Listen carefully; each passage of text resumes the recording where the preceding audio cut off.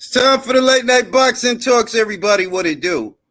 Tyree, what it do? Camilo, what it do? Eparoqua, what it do? Adrian, what it do? Castro in the building. And we out here, yo. We out here. Yo, it's crazy, bro. So, apparently, I don't know if you guys know, but that soundbite that Blue Blood Sports used, that had Stefan Espinoza on it, I didn't even know where he got it from. Well, I should say Barbershop Conversations, because I got the clip from Barbershop Conversations. I should say that the clip was sent to me. And in the clip, I saw that Barbershop got it from Blue Blood. But in the video, you can't see, where did Blue Blood get that from? But apparently it was from the chicken broth. And, I didn't know that because nobody says it. Nobody cited their sources in the video. So yesterday, as you can imagine, they started up again, with their bullshit. And I'm like, you can clearly see in the video that they must have gotten it from, I guess, a space that they did. And they didn't say that that's what they did. Blue Blood doesn't say it.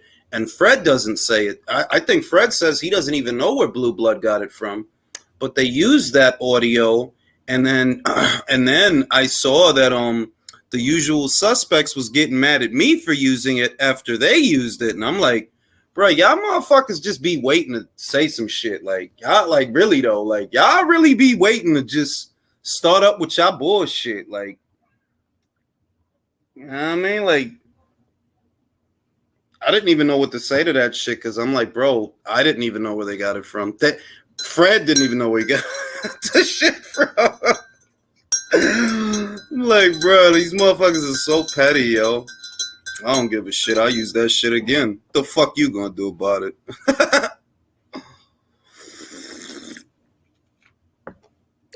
Quentin, what it do? Let me shoot Quentin and Ron the link. I ain't get to talk to them in a while. It's a lot of little things going on. I see that people are still talking about that Rolly sparring footage where he gets knocked out.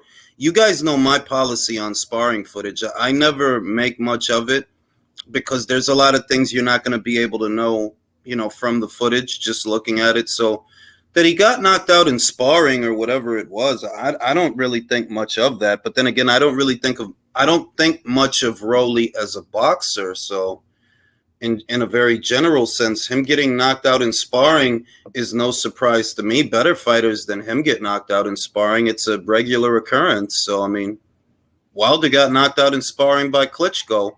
Fury was set to have got knocked down in sparring by White. Joshua was set to have got knocked out in sparring by Dubois. That shit happens. I don't make much of that. Quentin, what it do? What up, though?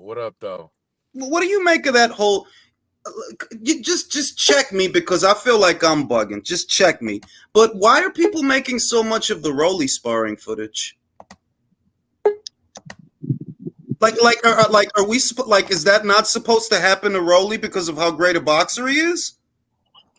Yeah, man. I mean, I think it's unfortunate just because we got people filming and then posting. You know what I'm saying? I always understood that in the boxing world, you use sparring as a way to work on things, a way to try to, try out new things, and you're going to make mistakes in sparring. I'm sure if you had a video camera in every training camp, you'd see a lot of people getting hurt. You'd see a lot of guys getting knocked down. You may even see guys, getting put out, putting their lights out. You know what I mean? It's unfortunate that the video footage did come out about it. But to be honest, I don't think that that's really saying anything. I don't know who the dude was that knocked him out, but Rolly's not a good fundamental fighter, so I'm not surprised that happened to him anyway. That's what I'm saying. That if it was like before I pass it to Ron, if it was like Stevenson or something, then I'd have been like, oh shit. But it's Rolly, bro. We see him. Hey. Go ahead, Ron. Man, at the end of the day, I'm walking my dog. At the end of the day, Slim, who gives a fuck? It's Rolly. Rolly talk the most shit, and you got motherfuckers sitting here defending this bitch ass motherfucker getting knocked out. Fuck Rolly. I see this shit. I'm like, this motherfucker talk the most shit, talk about everybody in fucking boxing except for Tio. Ain't fight nobody. One of the most Man, this motherfucker is terrible. Fuck Rolly, bitch ass. Can I I just don't say know this why real these quick? motherfuckers is defending him.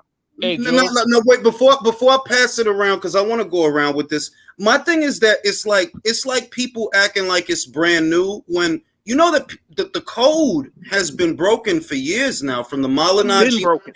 It been broken when they showed Berlanga getting knocked out by, I think it was by Lubin. Lubin Damn, knocked my him phone down. is gonna go dead. Fuck. Yeah, just jump back on. Yeah, I'll shoot you the link. I got you. It's like they've been broke the code. So what is supposed to be different now? Virtuoso, go ahead. What's so different about Rolly getting knocked out? They've been broke the code. That's not nothing new. Look, bro, this is what I gather from all this hoopla shit. Two terms come to mind: failing upwards, bro. Because after this, it got reported this guy was gonna fight for the 140-pound title. So how the fuck you gonna market this motherfucker if he keeps getting knocked out? Yeah, but that's why it's so funny. Literally, the day the footage was released, the title fight was announced. Yo, the WBA is treating boxing like the Special Olympics, bro. It's a fucking charity. Hey, Jules, the Legit, guy's though. name was Ingram. He was supposed to be a Floyd protege. John Ingram. John Ingram. But the thing is that it's like it to me. It's like I feel like the boxing community by now. You know, not only should they be accustomed to this because it's been going on for years. See, when we were young, me, Country, and some of the older panelists, it was sacred. You didn't used to know what happened in sparring. You didn't used to know. Whereas never knew at all. but now it's like I'm gonna say that in the last 5 years, that's when you really started seeing people literally releasing footage of things that happen in sparring. So I seen how people reacted to it, and I'm like, well, why they bugging out? They've been doing that. That shit is tell them age now. So the only thing I could think of is that does this diminish Tank's victory over Rolly? Is that why they're overreacting? Because I'm like, y'all done seen motherfuckers get slapped up in sparring all the time by now. If you really been paying attention. So what's so different when he gets knocked out? Julio, make it make sense. Hey, You know what? You know what? I don't mean to cut you off, Julio, but there's a difference because when we were growing up, we didn't really have the internet back then up to a certain point. Once the internet hit, all kinds of stuff got leaked out. Whereas, No, but not even that, because the internet has been around. About a bunch of. The internet has been around for a while, so I wouldn't blame it on the internet because it's a fairly, I'm going to say in the last 5 years, it became commonplace. And really in the last 5 years. So, Julio, why do you think that people are making so much of Rolly, of all people, getting dropped or stopped in sparring? Like, what's the big deal? You know, I was kind of on that train, like, because I saw the videos that Bullet his coach came out with. He was like, yeah, you know, they're supposed to be on the same team. Like, they're both TMT fighters. Like, why would you leak that? But now that you put it that way, like, I kind of agree, especially the Mayweather gym. It seems like sparring videos get leaked out of there all the time. So literally, and they live off the sparring stories, bro. They literally use sparring stories as literally a marketing angle for fighters. Yeah, that guy John Ingram, he said that he beat up Tank in sparring too. So it's like they're all just like self-promoting off this type of shit. So yeah, I wouldn't be surprised, guys. Go ahead, Q. Yeah, I was saying I wouldn't be surprised, guys, if Ingram gets a public date now. I think that he's gonna parlay this into some kind of a deal. Once the word is out, once people are gonna know, that's who he was. I think he's gonna parlay that into a deal to at least get a decent fight, whether it's an undercard fight. I don't know who the guy is. I don't follow him like that. So, I mean, I think this is good for his profile. And if I had to say anything, honestly, I would guess that this has something to do with probably some type of argument or some personal debate that's happened between Rolly's team and Ingram's team, because there's not really a reason to put that out there. I'm sure that footage is from a while ago. I don't think that it's probably in the last week or so, I would assume. I don't really see why Rolly would be sparring until his fight day was confirmed. So my question is this though: why would the coach be jumping around like his dude just won a fight? Probably had money on it, Country. He probably had money on that shit. He's helped train Rolly. Why is he celebrating like that? That dude Otis, like he helped train Rolly before. This is what I'm gonna say, that I don't feel that environment is professional. Why? I ain't seen no footage of Stevenson sparring. I ain't seen it, and I would love to see it. I would love to see what Stevenson versus Lomachenko looked like. Can we get that footage? If we gonna leak footage, can we leak that footage? And what I notice is when you talk about like other fighters that are with other outfits, you don't hear that. It's always Mayweather Gym or PBC footage or involving a PBC fighter. Like, for example, Edgar Berlanga was sparring Erickson Lubin. He's with the PBC. The footage got out. You feel me? This footage, the footage got out. The footage with Rolly and Ryan from years ago, that footage got out. And I'm like, you know what I notice is the common denominator? It's when a PBC, PBC fighter is involved. Same thing happened with Haney and that fought Tank last fight. What's his name? I forget his name. Nestor Luis Garcia.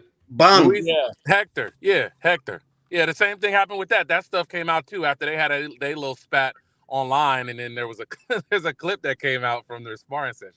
Yeah. So you kind of see, you see what I'm getting at, though, that the common denominator that I see is when there is a PBC fighter involved, and I'm just guessing, I'm going out on a limb that maybe they have a guy record that shit, even though by all rights they shouldn't be recording, but they'll have a guy record that shit, I don't know, as intel to perhaps study the fighter or give the footage to somebody else that might want it, to blackmail them or you know, just any old little bullshit like that, because you recording this shit for a reason. It got to be for a reason. Why you recording a sparring session? Got to be for a reason now. Got to be a reason, and you hang on to it, and it's only so many ways that's going to get out. You know, I'm kind of with Ron Boy here. He does talk a lot of shit, it's kind of annoying who does kind of live off that gossipy, you know, sparring story shit, you know? Yeah, I mean they sold Spence off that shit. Remember the Mayweather? How many stories about that shit? How many times about that shit? It's the era of kissing and telling. Yeah. Well, and Rolly's claim to fame, if you remember, his first claim to fame was that footage of him roughing up Ryan Garcia in sparring. That's it. That and him talking shit. That's all he's got. Like in other words, I feel like if anything, it's plausible that perhaps they had a disagreement, and the other guy, he decided to leak the footage or whatever. But I just don't understand the outrage. That, like, I seen Dan Canobio, I seen a lot of people in the industry that I'm thinking like, yo, y'all should be used to this shit by now. Who Mike is that? I don't know. Y'all should be used to that shit. Yeah, I don't know who Mike that is. Y'all should be used to that shit by now, because this been going on like on repeat for years now. So what's the big deal? Rolly getting knocked out. Like, what's the big deal? Y'all didn't do that when Berlanga got knocked out. When they showed Lubin dropping him, y'all didn't bug out off of that shit. So I kind of started feeling like, what is this? Is it because it makes Rolly look bad, which then makes Tank look bad? Is that it? That oh, you beat a guy that wasn't very good? Because I'm like, why is everybody bugging out that Rolly's getting exposed? I don't understand. What's the big deal? Let me get to the super chat. 1 foot out the door says supporting the show, appreciate you. But yeah, like I just don't see, like, I don't understand what's supposed to be the big deal about that. Yeah, is this supposed to be like news? I'm sure Rolly's been knocked out multiple times in sparring. Been knocked out by a math problem. Like, the guy's just his style is like that. Yeah, no, that's hilarious. Be like headline: Rolly was stopped, and so, like, really? Oh my god! I would not by a math problem. Yeah, I mean, the guy with you bad got fucking Dan Canobio fucking simping for this guy, man. Like, he's a fucking special needs student. Like, come on, man. Yeah, like, it kind of reminded me of the outrage that Power Slap is getting. That like you don't like violence, bro. You watch combat sports. You like violence. Spare me the Sally Struthers act. I love watching people get the shit slapped out of them. I love it. I hope Power Slap grows. I hope more people get slapped. I love it personally. But I saw on the internet there was this outrage over it. And then I looked at this and, like, this is like that. They're like, why are you so outraged, bro? You should be used to this. This is not the first time sparring footage was leaked of somebody getting dropped or stopped. Why is it a big deal? Because you like Rolly or because you like Tank? Because that's how it looks to me. Like, bro, they showed Malinaji getting dropped in sparring, didn't they? I didn't see who Mike is. Yo, fix whoever Mike that is. Please fix that shit. Sounds like they farting. Yeah. You know, like they didn't lose their minds any other time. So I don't understand what's supposed to make this situation different. I don't. All right, Reyes, go ahead. Oh, I don't know. I'm kind of confused that it's like, okay. So first, I did see it, and my only reaction to it was, damn, the coach acting like he knocked that motherfucker out in the ring. That was honestly the only thing I had an issue with. Besides that, bro, Rolly has been known for having problems with dudes in the gym.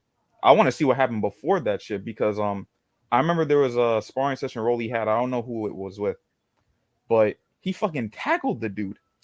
Yeah, Rolly has a reputation for being very dirty and sparring. Yeah, he has a reputation Teofimo Lopez for being a says, dick. he can't spar Rolly anymore because he tries to wrestle him all the time. He fucking broke Tio's nose. Wow. And that's his homie.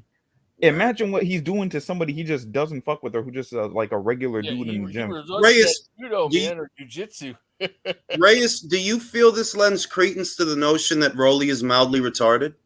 That's a serious question. Yeah, there's nothing mild about it. I mean, I second that. No, He seems like a guy that just runs into a parked car. bro, like this, it kind of because you go like seriously. There's two things that the whole footage communicated to me. I don't care that Rolly's getting exposed because it really is just like Ron said.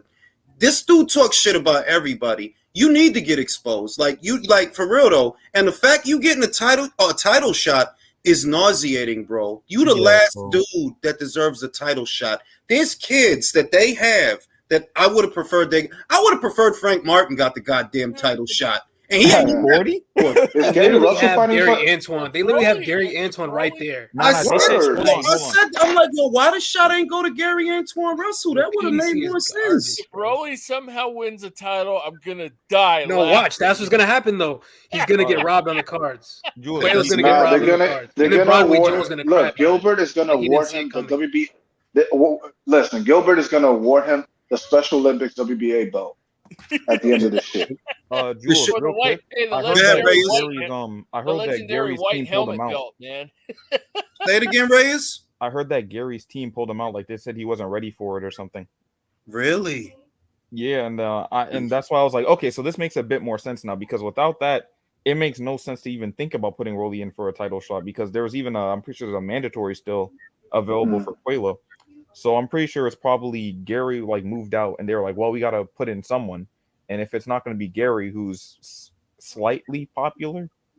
Well, it's not even that Gary's Rolly. Not that Gary's popular because really he's not. And there are very few 140-pound fighters that are. So I won't even hold that against him. But it's like still like how you giving Rolly a title shot off a knockout? Off a not like really, fam? Like y'all just don't got no standards over there. Yeah. This is the worst way to promote a fighter.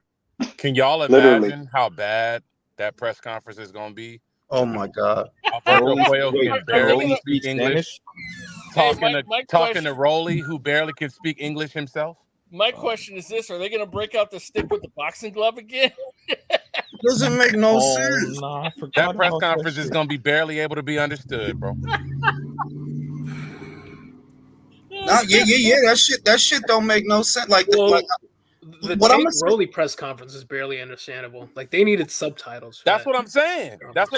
Like you're gonna have a dude that speaks primarily Spanish trying to talk shit to a dude that don't know how to speak English when that's his first language. Now he probably speaks better English than Rolly. Let's be real. You know what the funny shit is? They asked Rolly. I remember this because I was like, yo, this dude really is retarded.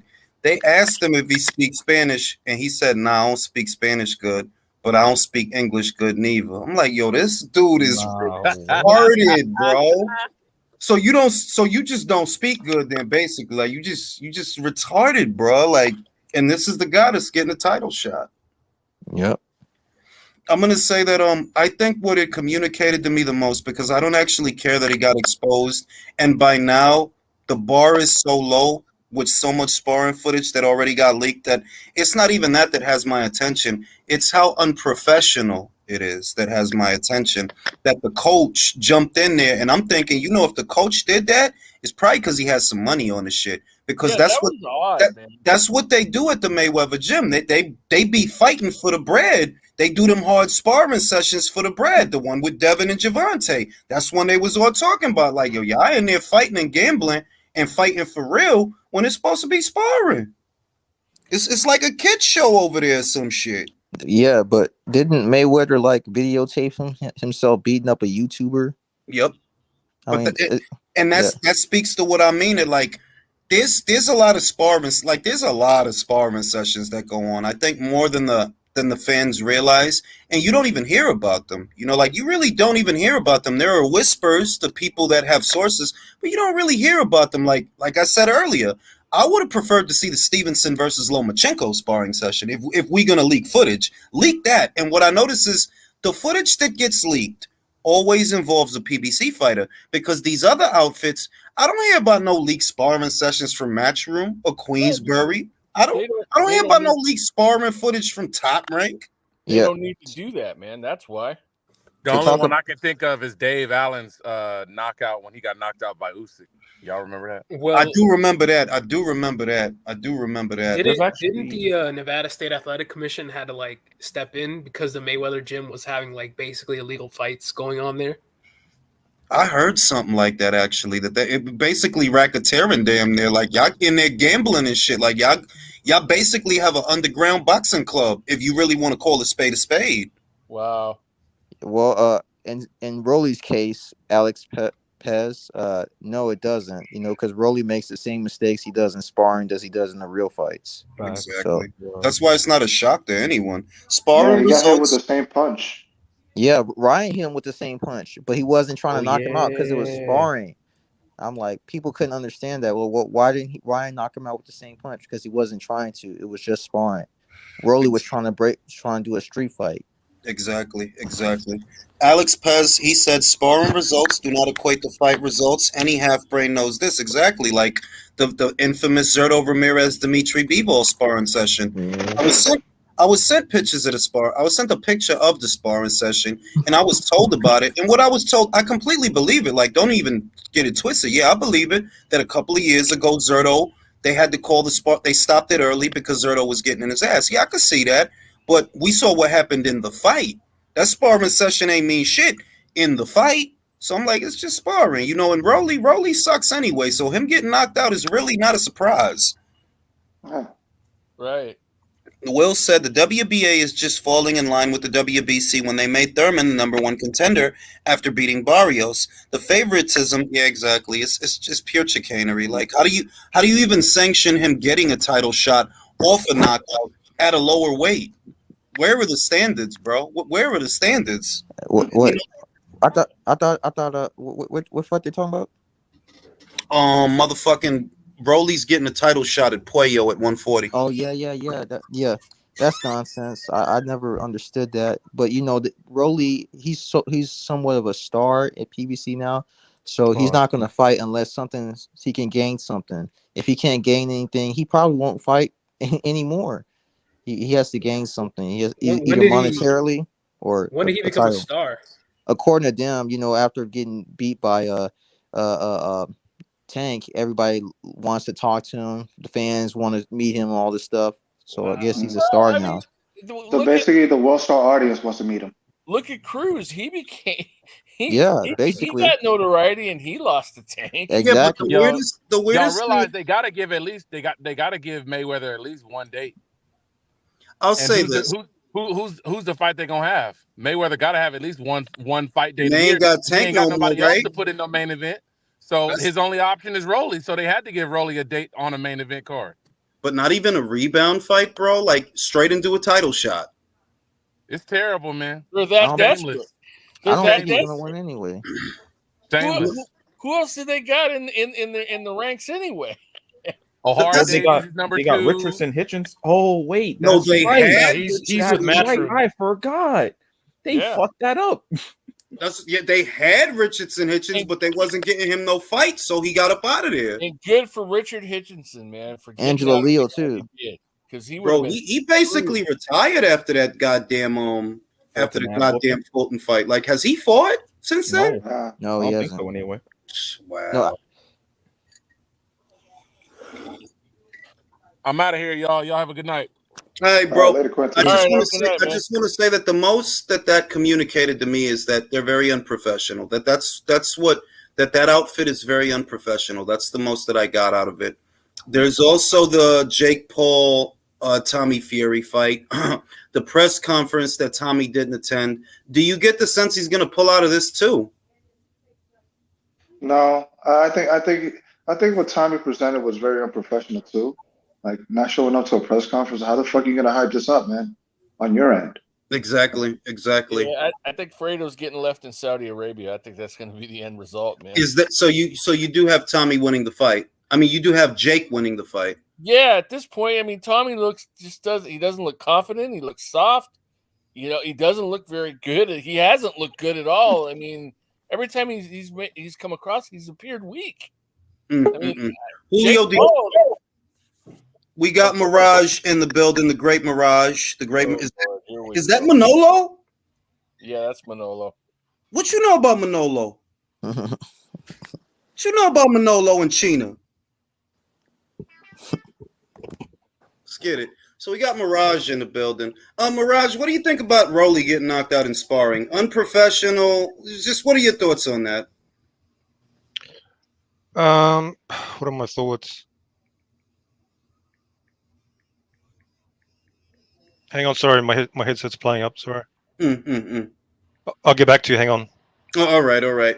Well, yeah, you got the Jake Paul, the Tommy Fury. I honestly want Jake to win just because I want John Fury to have to explain why his son got knocked out by an influencer. So I'm rooting for Jake. I want Jake to win just for how embarrassing that'll be for the Furies. But it's anybody's fight, to be completely honest, because I actually feel like Jake is more dedicated to the sport than Tommy, even though Tommy's supposed to be the serious boxer. Who takes him seriously? See, but this is the funny thing is, according to Tommy, his excuse for missing the press conference was that, man, I'm not going to stop camp and fly halfway across the world just for like a 10-minute press conference and then come back. So apparently he's taking it extra super serious. I don't know. No, but he couldn't Zoom call then? Yeah, Tony Harrison did it. Tony just did that for the press conference in Australia. Yeah, he could have at least did that. Bro, Tommy is just, bro. Okay, wait. Where is this fight happening? Saudi Arabia, bro. Okay, and the press conference was supposed to be where? In Saudi. Yeah. What? Okay, where is Tommy training? On England? Morecambe. The fuck? Where is that? That's in the UK, bro. That's in the UK. ¿Dónde está Morecambe? Mira, esto es lo que yo estoy diciendo. Espera un momento, Leo. Esta es la cosa. If Jake Paul can do it, and he did do it, why can't you do it? Right. Jake Paul went. He didn't say, well, I'm in camp and I can't come. He went. Why can't you go? This YouTuber, he got you that nervous? It would have been a fun press conference if he was there, them bantering off each other. But Derek Story was there, for comic relief. I don't know why he was there. But it's awkward that why is Derek having the face off with Jake? I know. What even is that, bro? This is a pay-per-view. Don't forget that. This is a pay-per-view. We need a face-off, bro. We need trash talk. You got to sell this. And you can't tell me that you're taking this fight so seriously when your whole thing is he's a YouTuber. I'll beat him easy. Apparently not. Because you apparently not. Nah. I just envision him getting planted like that MMA dude that Jake fought. Just that one good punch and pow, and he's done. Bro, I really hope Tommy loses because that would just turn the world upside down.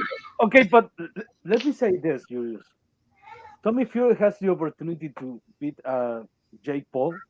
Jake Paul being the fake boxer to redeem all the other guys that got beat by Jake Paul. This is your chance to be a star, a legit star. Maybe at the pair of Tyson Fury in that regard, in the level of celebrity. So you're not going to be in the press conference? This is your chance. Nobody, and you're supposed to be a legit chance because the other guys were not boxers really. You are the boxer. That's what's the argument, right? And the motherfucker don't show up. I'm just saying that Unbelievable. I'm just saying that if the whole thing is, if Tommy's whole angle is that this is not a real fighter, that he's a fake, that I'm going to expose that he's not a real boxer, you can't turn around and say, well, I can't come to the press conference because I'm in camp. Bro, he came to the press conference. If he could do it, why you can't do it? That don't even make sense. Like, I can't. He has to prepare extra hard for Jake Paul. That's what I'm like. He probably, listen. He's probably in camp. He's got Hearts on Fire playing in the gym. Hearts on Fire from Rocky IV. Yeah, and he's missing out. Jake Paul done got inside his head, man. He's scary. Bruh. Let me go to Michael. Michael, what do you think about it? Tommy didn't go to the press conference for the Jake Paul fight. What does that communicate to you? Bro, he's never been a real boxer, so I wouldn't expect him to go to a press conference. I'm not surprised by it, I would say. You know what I mean? He this guy, what was he? What show was he on again? What was the Bachelor show? Island. Love Island. Yeah, like he's not a boxer, man. Like, he's just not him or Jake. They're not boxers. So you know, I don't know. Dude, Roman's got better shit than him. Now let me go to Alex. Alex, what do you think about it? Tommy was supposed to go to the press conference with Jake, but he couldn't come because apparently he was busy in camp. What are your thoughts? I agree. Good point. Listen, that's crazy. All right, I'm just gonna move on then. All right, so we got the Ray Vargas versus O'Shaquie Foster fight this weekend. And one thing that I noticed for whatever reason, which kind of goes back to a conversation that me and Q had, shout out to Q, where would the PBC go if Showtime got out of boxing? You know, that was a question that I asked him. And he said he feels they would go to Fight. Coincidentally, Fight is streaming this fight for free on their site. That's peculiar because if this is Showtime content that you need a Showtime subscription to see, why is Fight showing it for free? But I really thought that if BBC were to abandon Showtime, I thought he were going to migrate to Boxer. Why would they go to boxing? Don't they work with the other motherfucker from Boxer? Ben Shalom? Don't they use boxers fighters on Showtime also? No. Nah. No? That's ESPN only, I think. Yeah, that's ESPN. That's Top Rank. I'd expect them to go to OnlyFans before boxing. I would say this is what I think. I think that lends credence to the notion that they perhaps some kind of an arrangement, because a lot of the PBC shows on Fox were also billed as pay-per-views on Fight. And now you have a regular fight. It's not a pay-per-view. It's a regular Showtime fight that in theory you should need a Showtime subscription to see, and yet they're showing it on another platform. That tells me that, you know what, if something were to happen, they might go to Fight. Now, who got all the shit in the background? Who's in the car? Oh, sorry. I'm on my way to have dinner with Steve Kim. Sorry. I dig it. Jack said Ray Vargas, Hector Garcia is next. WBC and WBA unify. That's if Ray wins. I don't have Ray winning personally. I think O'Shaquie's going to beat him. Really? Yeah, I've been seeing a lot of people say that. I think Ray's going to win comfortably. You think Ray's going to win for real? Comfortably is kind of crazy. But I kind of think Ray's going to win too. I don't. It's just I saw him get hurt like 2-3 times in the Masayo fight, and obviously he didn't do very much at 126. He won the title, and his very next fight he goes to 30. I'm like, yo, you moving too fast, bro. You moving too fast. You get hit with the wrong shit, and you're not ready for it. You're not acclimated to 130. So that's my mentality. Yeah, Ray's a good, boring boxer, but you hopscotching. You went from 22 to 26. Now you at 30. I don't know about all that. Why is he moving up to weight so fast? That's what I'm saying. I don't know. Your last fight was at 126. And What you does ain't Leo like, think? Go Leo's ahead, the Leo. number one I Ray don't Vargas think fan. I won't call myself a fan of Ray Vargas. I think he's a good boxer, but I think he's moving up that fast because they don't have any fights for him. Really, nobody is going to fight him because there is a legit chance that may lose to Ray Vargas, and the other way. So I'm not going to say it's being dogged, but on this particular occasion is cost benefits. It doesn't make sense to fight Ray Vargas if you're not going to be the favorite. And Oshaki Foster compared to, say, a Brandon Figueroa, because that's a fight that they could have done. Give Brandon a shot. You want him to be your version of Ryan Garcia, whatever. Your store brand Ryan Garcia, something like that. You could have done that, but I feel like Figueroa versus Vargas would have been more expensive. Brandon's going to want some money for that fight. And Ray is a champion. His team, they're going to want some money for that fight. Whereas the Foster fight up there at 30, Oshaki's not worth a lot of money. He's not. Like, be real. He's not. Just probably 100,000, if that, couple 100,000. So it's cost feasible to move Ray up if he's willing to do that fight. But it seems arbitrary. Like, bro, you just got the 126. Shouldn't you, have like a voluntary title defense instead of this? It doesn't make sense. I think nobody wants to pay Ray Vargas. That's the thing. Or watch. Or Well, I mean, there was no other belt on that side on 26. So that's true too. I mean, they don't have a whole lot of options, but they did have Brandon at 126. But like I said, I feel that would have been a more expensive fight, and I don't think they have the money to put on mildly expensive fights. Virtuoso says if Tommy loses, he should be left behind at Love Island, wherever that is. Yeah, it's an idea. It's a suggestion. Shout out the ring in the panel. Fury needs all the training he can get. The more I watch him fight, the more I think Paul takes him from behind. Pause. pause. That's a let me- bad visual. Can you guys hear me? With M.A. Bustamante. Come on. I don't know. I don't Yeah, see we what can hear y'all you. see. I We can need hear you, boxing gems to make a film study on Jake Paul versus Tommy Fury. We don't. We really don't. Yeah. But look, Julius, imagine you have to fight Jake Paul, the guy that is not a boxer, and he has been knocking motherfuckers out the last 4 fights. So everything you say in a press conference, everything you say in social media, if you lose, it's gonna be so much worse. It's like the case of Billy Joe Saunders. He took all that shit to quit on his stool in his corner, and he never come back. Yeah. I mean, honestly, like it's been a year since he got knocked out. So I think it's been more than a year, actually. Yeah, it's been over a year. I just count it because I know he didn't fight at all last year. Like I know at minimum I know that this dude didn't fight at all last year. So what I'm saying is he even motivated to box anymore? Probably not. What I'm saying is talking shit, trash talk, and combat sports is a double-edged sword. Yes, it is. Because if you lose, it's way worse that you behave like a legit sportsman. All right, I'm gonna go to Mirage. I'm gonna go to Mirage. Let's go to Mirage.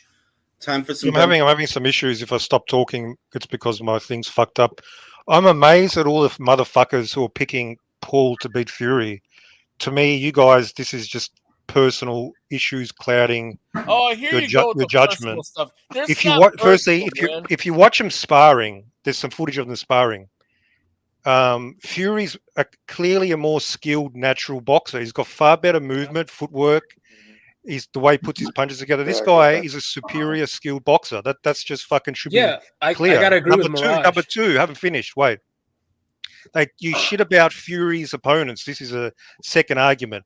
Fury's opponents' combined record in boxing is like 5-100. Whatever. 5-100 in boxing. What the fuck is he saying? He's look, one at a time, fellas, because y'all got some fucked up ass microphones. I just need to say that. So even that awful record is better than the record of Jake Paul's opponents in the boxing ring. So Mirage, let's just get it on the record that you actually think Tommy Fury's going to beat this guy. You believe he's going to beat him. He's going to beat him on points. That's my official prediction, and you can take it to the bank. Take it to the bank. See, I agree for the exact same reasons. Like, I get it. Like, Tommy Fury's resume is trash, but he's fought boxers who still, even though they have terrible records, they're still boxers. Like, Jake's entire resume is 0-0 boxers. No, like, I mean, literally guys making their debuts. Listen, you're not wrong. It's the other things that kind of take away from the Tommy Fury argument. For example, every time that this fight had an issue, it was on Tommy Fury's end of it. The first issue was that he was sick, right? That was the first time it got canceled, is because he didn't feel good. And I'm like, well, how many boxers don't go out there and fight real opponents when they have the flu? Golovkin fought, didn't he fight Rosado when he had the flu? And he still stopped him. He still bloodied him up. And I'm like, Tommy, this isn't even Gabe Rosado you're fighting. This would be Jake Paul. And you pulled out of that. That was the first time. Now, the second time is negligible, that they wouldn't let him into the country. That's beyond him. Okay, cool. But then I see this thing with the press conference, and I'm like, bro, if Jake can make the press conference, why can't you? Well, what's this got to do with who wins the fight? He's a bitch, okay? Because nothing he does communicates confidence from me that he's going to win that fight. I honestly feel like he has so much Fredo energy that he's going to fuck around and lose because he is Fredo. Hey, now, Mirage, one thing, though, man, just because we don't pick the guy you think's going to win doesn't mean it's a personal thing, okay? It's not personal. But that doesn't necessarily mean it, but it's when you're ignoring like a lot of evidence, the explanation to me is like, fuck Fury, I don't like him, so I'm biased towards Paul. That's what it looks like. Okay. Let me say this real quick. I like how Mirage brought up the word evidence, man. So I'm gonna say this, and this is look. Jake Paul hasn't fought a professional boxer yet. Tommy Fury, the trash cans he fought, shouldn't be considered professional boxers. So as far as evidence goes, you got two dudes who are both professionals. Mm-hmm. And whether you like it or not, like I'm from Ohio, I'm from Cleveland. I don't represent Jake Paul. I'm not a big fan of him, but I'm a realist. The man takes his training fucking serious, man. Whether you like it or not, he trains his ass off and takes it serious. As much shit he talks, as much of a clown he is, the dude trains seriously. Who's had better opponents in the boxing ring? No, I got you. Man.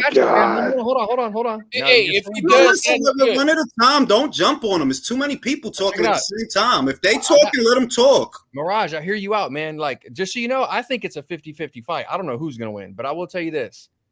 You said evidence earlier. So evidence connects to who fought the better fighters.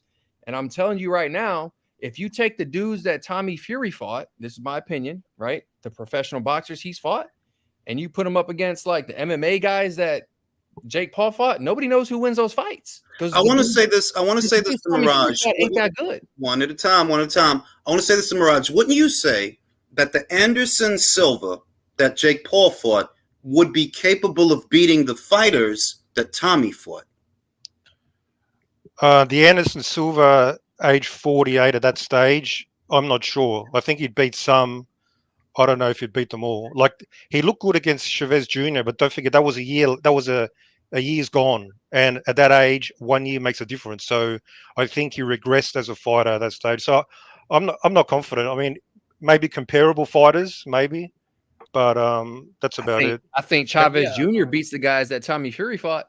But you see what I'm getting at, Alex? That I'm like, I could see if Tommy were fighting in real developmental fights. I would understand, but it's very hard for me to say that that's what he's been doing. And we know that Tommy, he's not a guy who comes from some GB background. He was on the team. No, bro, like he don't come from that. He come from the same shit as Jake, damn near. He's a YouTuber. You're a reality star. To be fair to Tommy, his last win was against someone who was 10-1. So. And that's my point. My point is, man, as a boxing realist, like, correct me if I'm wrong or disagree, but we're looking at a 50-50 fight here, bro. Neither one of these dudes are levels above the other. I mean, I do agree with that Tommy hasn't shown that he's above this. And I do get the point that, look, when you knock out a Nate Robinson or a Ben Askren, that's not a litmus test of any kind for anything in the boxing ring. Absolutely. But there is a little bit more credibility in the Silva win and the Tyrone Woodley win. And I say Tyrone Woodley because, well, if they wanted to bring Tyrone Woodley into boxing, what kind of boxers would they put him in there with? The guys that Tommy's been fighting. That's the kind of boxers they would put him in there with. Them kind of guys that he been fighting. So I can't say that I seen something from Tommy that really communicates, yeah, yo, he gonna win. He gonna win. And the other thing, Julius, this is Jake Paul versus Tommy Fury is a case of two guys cherry picking each other. That's it. Yeah. To me, it's cherry literally pickception. It's a 50-50 fight, bro. You can't just fight like anybody's resume from both of them. I want to say this to Mirage. If Tommy Fury were a serious professional, he wouldn't be in this fight. If he were. That's a fact. He doesn't need to be a serious professional to beat Jake Paul. That's my point. He's been boxing since he was 13. I mean, when you start younger, it's sort of it comes natural. You could when you watch him spar and even fight, just his technique is superior, and it's more natural. Yeah, and on that level, I mean, that's why one of the reasons why I'm choosing him. Like, it's obvious to me. Technique's slightly better. I wouldn't use agree. Superior. If you watch, if Jake beats him, it's going to be a KO. I mean, I don't think he outpoints him. It is clear that Tommy has been doing it longer. Like, it's just obvious. Yeah, he's a better pedigree. When Jake moves, he looks frantic. He looks. Yeah, I don't know what his chin is like. I mean, Jake's chance is obviously a KO. Yeah, no possible. So But Tyrone hurt him. Here's what Jake's best bet is in this fight: is cardio. Can he outlast Tommy Fury? Because Tommy Fury ain't that fucking fast, and every time he fucking throws a combination, he gets wins it. I think Jake's cardio is trash though, because like if you see him fight, this dude is like breathing out his mouth by like the 5th round. Yeah. Like wow, bro, we're really breaking this fight now. This is crazy. I didn't watch the Silva fight, but apparently it got better there in that fight. His cardio. Yeah, he sort of started huffing and puffing, but it sort of flattened out, and he still made it to the end. I was surprised. He still kept going. Can I say? Is it safe to say that the Anderson Silva that Jake fought is a better fighter than any fighter Tommy fought? Is that safe to say? All around athlete and fighter. 100%. I think he's a better fighter, but is he a better boxer? I mean, the last guy that Tommy beat was 10-1. Like Anderson Silva, if you watch the fight, like he wasn't even really doing like any fundamental boxing. He was just doing what he did before, which is relying on his like reflexes, and that eventually got him fucked up. He went with that shit, fighting like that. He beat. Okay, but if you look at what's his name, Jake's resume, his actually only two like toughest challenges are Silva and Tyrone. All those other guys do not count. I don't give a fuck. No, I'm with you. Like seriously, they don't count. But my thing is, that's what we're saying. That's what we're saying, bro. But the indictment, the indictment that I have against Tommy is, look, those no-hopers like Robinson and Askren. If you were going to bring them into boxing, who would you put them in there with? And you would put them in there with the kind of guys that Tommy's been fighting. That's what you would do. So I can't look at what Tommy's been doing and say, well, yeah, you're head and shoulders above this guy. Not your quality of competition, not really. Even if you have been doing this longer than Jake, you have very little to show for it. Wasn't his last round 6 rounds? Or his last fight 6 rounds, right? Some shit like that. Jake's been fighting at 8. He did 2 8-round fights. So I don't know. My money's on Jake, man. It's 50. Guys, I gotta get going, man. Peace. I'll holler at you. Mirage, what do you think about Rolly's sparring footage getting leaked and him getting knocked out? Any thoughts? Thoughts? I mean, they're obviously trolling him, right? Because he's a clown, so we're going to troll him. I mean, he's a clown, but it obviously violates this, the etiquette of sparring. So I don't agree with it, even though like he's a clown. So, but I don't agree with it. What do you think? What did you make out of Tony Harrison and Tim Tszew's press conference? Did it change your mind in any way about how that fight is going to play out? Not really. I don't put too much weight into that. Tszyu seems focused. I'm looking forward to it. Okay. Your thoughts on Justice Hooney as a signing for Matchroom? I'm sure you've seen him. I've seen a little bit of him, yeah. Like he seems to have some decent talent, but let's see what happens. I don't put too much expectations in fucking boxing these days. But yeah, we'll see what happens. But he has potential. Yeah, he has potential. He's quick. He's athletic. He can box a bit. Good amateur background. He has something. I don't know if I see a champion, but he has something. He's just not a big puncher. If he has a drawback, it's that he's not really big on power. He's not a big puncher. Sawab, Tommy Fury, Jake Paul. Your thoughts? What's up, ladies and gents? Listen, I don't know why people are giving what's it called, Tommy Fumbles so much credit. What the fuck has he done? I don't besides know. being Tyson Fury's brother? He didn't show up to the press conference yet again. He's not a professional boxer. Let's be honest. I mean, how long has he been a prospect for? How long has he been fighting? That's another thing. Hasn't he been a prospect for like 3-4 years? Yeah, and where has he gotten to? What's he been doing for the past 3 years? To be fair, Wilder was a prospect champion for way longer than that. So I just saying. Well, if you're gonna compare yourself to Wilder, then good luck. I'm just saying, bro. Yeah, I don't know if that's an insult to Wilder or Tommy, but there's definitely something to be said about that. But it is true though. Like if he was, I don't think of Tommy as a real boxer, bro. Like I don't think of him as Richard Torres, and he actually has more fights than Richard Torres. But I don't think of him as being of that ilk. And it's kind of because, well, look, the only real reason you've been boxing on television is because of your last name, not because of how good you are. That, like, if we're gonna be honest, if you weren't a Fury with the way you look now, you wouldn't be boxing on TV. You'd be doing white collar shows, bro. You'd have white collar fights and shit like that. You wouldn't be boxing on TV. Yeah, Julius, he'll be in your call the way Anthony Yard was under his undercard. But I think that's what the schism is here. Let's face that correctly. It's not like he's not a real boxer. That's wrong. But for me, Tommy Fury is not to a prospect or never a contender level, and I don't see him. Is he a journeyman? He's not gonna win. Listen, he's not gonna win an area title. You know, like seriously, like no, like he's never gonna get AEBU or anything like that. A WBA Intercontinental, like not. You would have to match him, baby Saul. In my humble opinion, I believe Jake Paul is on a better level than Tommy Fury.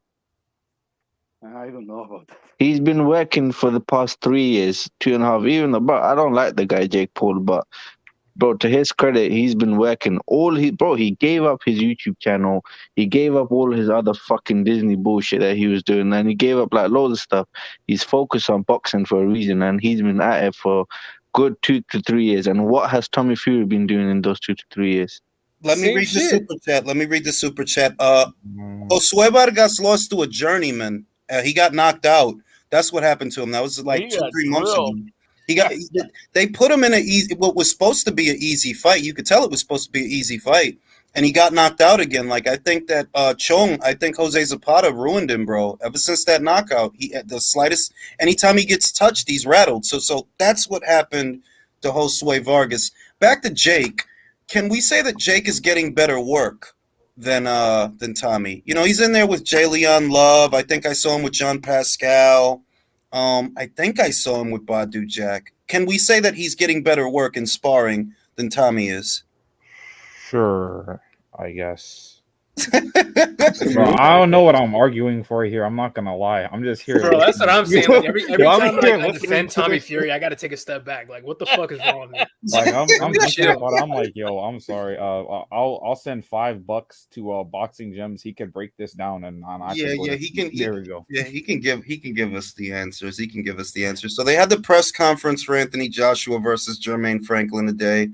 What did you guys make of Joshua's demeanor? Derek as a trainer. Just what impression, if any, did any of that give you? Oh, all I'm happy about is thank fucking God it's not Dillian White. Yeah, I won't lie. I actually prefer that it's Franklin over White. I don't want to see that shit again. At least not right away. I don't want to see that shit again. You prefer the opponent Dylan White beat? It's still a fresh face. It's still like Dillian's been knocked out 3 times. So if you go in there and knock him out 4 times, it's like, okay, bro, we saw this already. If you go in there and knock out Jermaine, who's never been knocked out, it's like, oh, well, all right, all right. That guy's never been stopped. How about it's a joke either way? Both opponents would have been a joke. Let's be honest. Taking a guy who lost. Did very This guy's well coming off against a loss. That's fucking pretty pathetic. That's like scraping the bottom of the barrel, isn't it?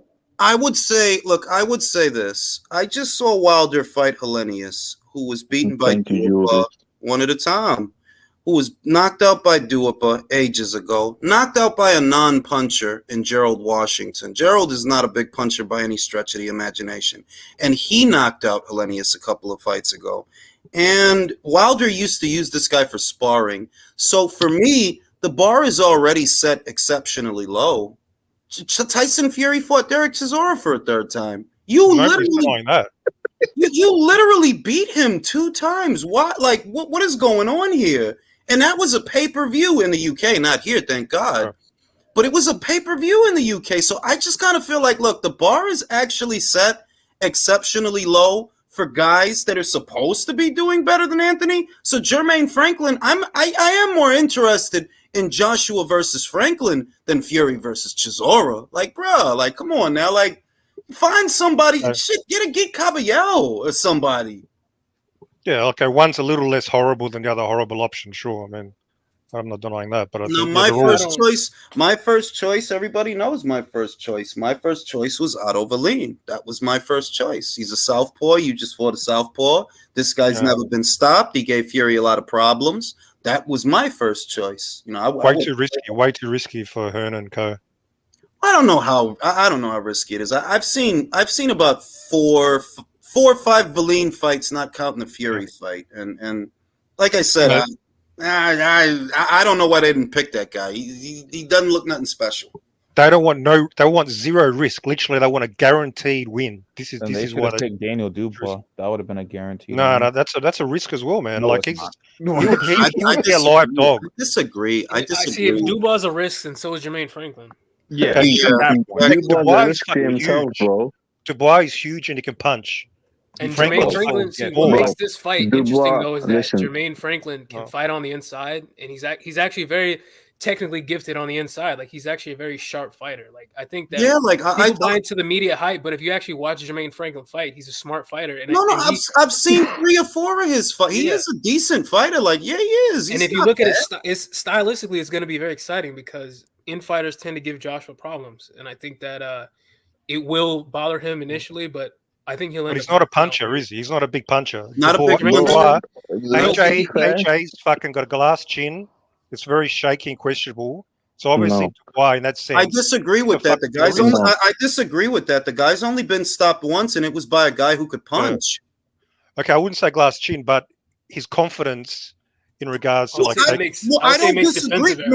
I don't disagree with you in that respect, Mirage. But what I'm saying is, any other fighter in this situation, and it's not a big deal. It's Teldam age, and we understand it. But when it's this guy, it does get blown out of proportion. Like, the guy's coming off 2 losses. Like, they're going to put him in an easier fight. What the fuck were you expecting? Hey, here's my thing, though. So I want to look at the psychological part of it real quick. Let's focus on AJ's response to why that's the fight he took. His answer was money, money, money. I'm a prize fighter. What you think? I like that you brought that up because and I want to get into everybody's interpretation of that. My interpretation of that is he's not going to be PG anymore. He's going to tell you exactly what he's thinking. I'm still around because of money, not because of belts. Fuck the belts. I tried. I'm sticking around because of money. That's how I took it. Okay. How did you guys take it? I took it as I wanted something bigger, but the people in suits convinced me to take this fight to get my confidence back. See, and now that he said this, don't get mad if they do make the Dylan White rematch because that is a big money fight. Yeah, it does do numbers. I mean, bro, can I say this? Why do people have such high standards for AJ and Matthew boxing compared to these other fucking donkeys, whatever fucking Fury and Deontay Wilder and all these other people coming back? Never figured they can fight bums. Let me finish, bro. They can fight bums. They can fight, bro. Derek Chisora, fucking Hellenius. What's wrong with AJ coming back with the tune-up? So here's the thing. I don't think there's anything wrong with it. But to answer your question, it's the proximity bias, man. Like if you look at it, once you're so big, once you have a persona that's bigger than life, bigger than yourself, like that these are the unrealistic expectations. Like, for example, people are giving Canelo shit for taking a John Ryder tune-up after going up to fight Bivol out of his weight class, fighting him with a messed up wrist, getting wrist surgery, and now he wants to come back against a dude who's in the top 6 in that fucking sanctioning body. Bro, top 5, bro. Listen, that's just mandatory. Top 5 in the division. Fuck. Like, I don't go by alphabet ranks because I don't go by alphabet ranks. I go by the divisional ranks. If you go to the divisional ranks, John Ryder ain't just top 10; he's top 5. Yeah, and I think part of that's my man's question. At the end of the day, man, like once you have so many accomplishments, once your name is so big, it outgrows who you are, and then people have these you're held to standards. So you are agreeing that Fury and Deontay Wilder are not on the level of AJ. But I think the reason I disagree. I think the real reason for that, and the real reason nobody's asking that question, is because boxing media is pathetic. It's obviously like the vast majority of these people have never seen Jermaine Franklin fight, and that's just a fact. Like Dan Canobio, he was like, if Anthony Joshua can't knock out Jermaine Franklin, then that'll tell us if he has anything left. And it's like, dude, this guy has never been stopped before. Look what Franklin did with Dillian White. A very close fight. I don't know what people are talking about. They're not watching these fights. One of the time fellas is turning into a crazy thing. To Julio's point, I really like that you said that because I do agree with that the media these days is tantamount to sycophants. Let's just be honest. Jermaine Franklin, he boxed on Showbox. I think that's where the God, what's this fucking guy, man, that boxed Pulev, the old journeyman. Tyrell, God, I forgot. No, not Tyrell Biggs. That's Tyson. What's this fucking guy's name, man? He boxed Pulev. In any event, I've seen his fights, and like, yo, dog, like, no cap, he is a decent fighter. There's a couple of guys I could think of that he would beat. So I'm like, how y'all losing y'all minds over this, or y'all set the bar this way, but y'all was cool with Fury versus Schwartz. This guy would beat Tom Schwartz, bro. At least easily, he would beat Tom Schwartz. I'm not sure that Valine would beat him, and I'm not sure that Valine would beat this guy. So why is it the end of the world? Y'all know he's coming off of 2 losses. Y'all know that. Y'all know he needs an easy one. If it were anyone else, you would understand. You understood Wilder fighting Hellenius, even though that was billed as a pay-per-view. They do the opposite with this. They don't bill it as a pay-per-view. If you're already subscribed, you're getting it at no additional charge. What is the problem? They hate this guy. Hey, I'm hyped. I get to see an AJ fight and not have to pay for it. You know what? Credit to Matchroom, because it shouldn't be on pay-per-view. Right. I also agree with that if this is a confidence-building fight, don't bill it as a box office fight if it's a confidence-building fight. And they're not. So it's like, how are y'all still complaining? Label that shit the comeback tour and let's call it a day. It's coming to this point. Look at this. Coming to this point. Look at this fucking lapdog, Frank Warren's fucking little bitch, Dave Sarney, whoever his name is. Bro, he's concerned about the zones charging £99 annually, but he can charge. Fury can charge us for Chisora for $27. He ain't gonna mention anything for that. Exactly. And then he ain't gonna mention PBC charging us $300. I'm glad you tagged, because any other time he's a chatty patty, but he didn't have a response for that. How do you criticize them for that? But Frank just charged y'all what is the equivalent of $32 American, 26 pounds in the UK, on top of what you're already paying for BT, because you have to pay, you got to pay for BT, then you got to pay for the pay-per-view. How is that okay, but this is not okay? And he didn't respond. Crickets. It's the same idiot who said Yard was going to knock out Better Beef, bro. Same guy, same idiot. I don't take nothing he says seriously. He knows what he's doing. We all know what he's doing. It's just like, bro, I'm this close to muting him on Twitter. Like, bro, I don't need to see. He liked my tweet when I called him a lapdog. He liked my tweet. Because he is He liked my tweet. I called him a lapdog. He agrees he's a little bitch. Hold on, who we talking about? Which dude? Dev Sunny. He's like this Oh, mouthpiece. He's like this mouthpiece for Queensbury. And it's like the spin that he runs is so obvious that it's spin. It's shameless. But that is what it is. That like, yo, how you criticizing the zone for this fight, which isn't a pay-per-view, but you work for the guy that built Chisora versus Fury 3 as a pay-per-view. That shit wasn't He's just like Umar, IFL Umar.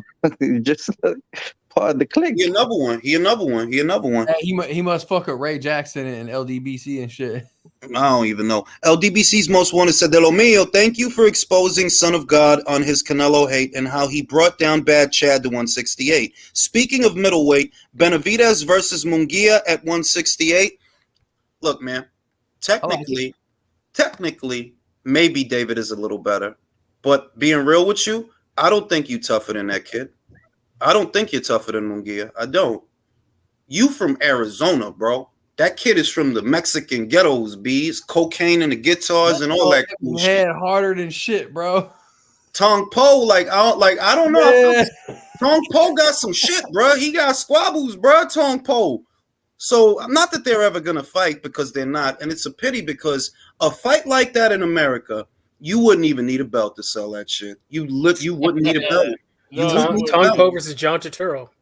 Bruh, like you could do that for no belt at all. Who's the real Mexican? That's the angle. Who's the real Mexican? Munguia in fucking Cowboy Stadium? Fuck out of here, bro. Bro, like that dude ain't gonna be in no big fights. I'm trying to tell y'all, man. That dude is not gonna be in no big fights. Who, because David? The big fights for him are in other places. Like Benavidez versus Berlanga. If they can keep Berlanga in the winner's bracket, 2 years from now, that's a very big fight. That is a very big fight. And low-key, you can argue that Berlanga is the commercial A side in that fight. Honestly, yes, he sells more tickets than David.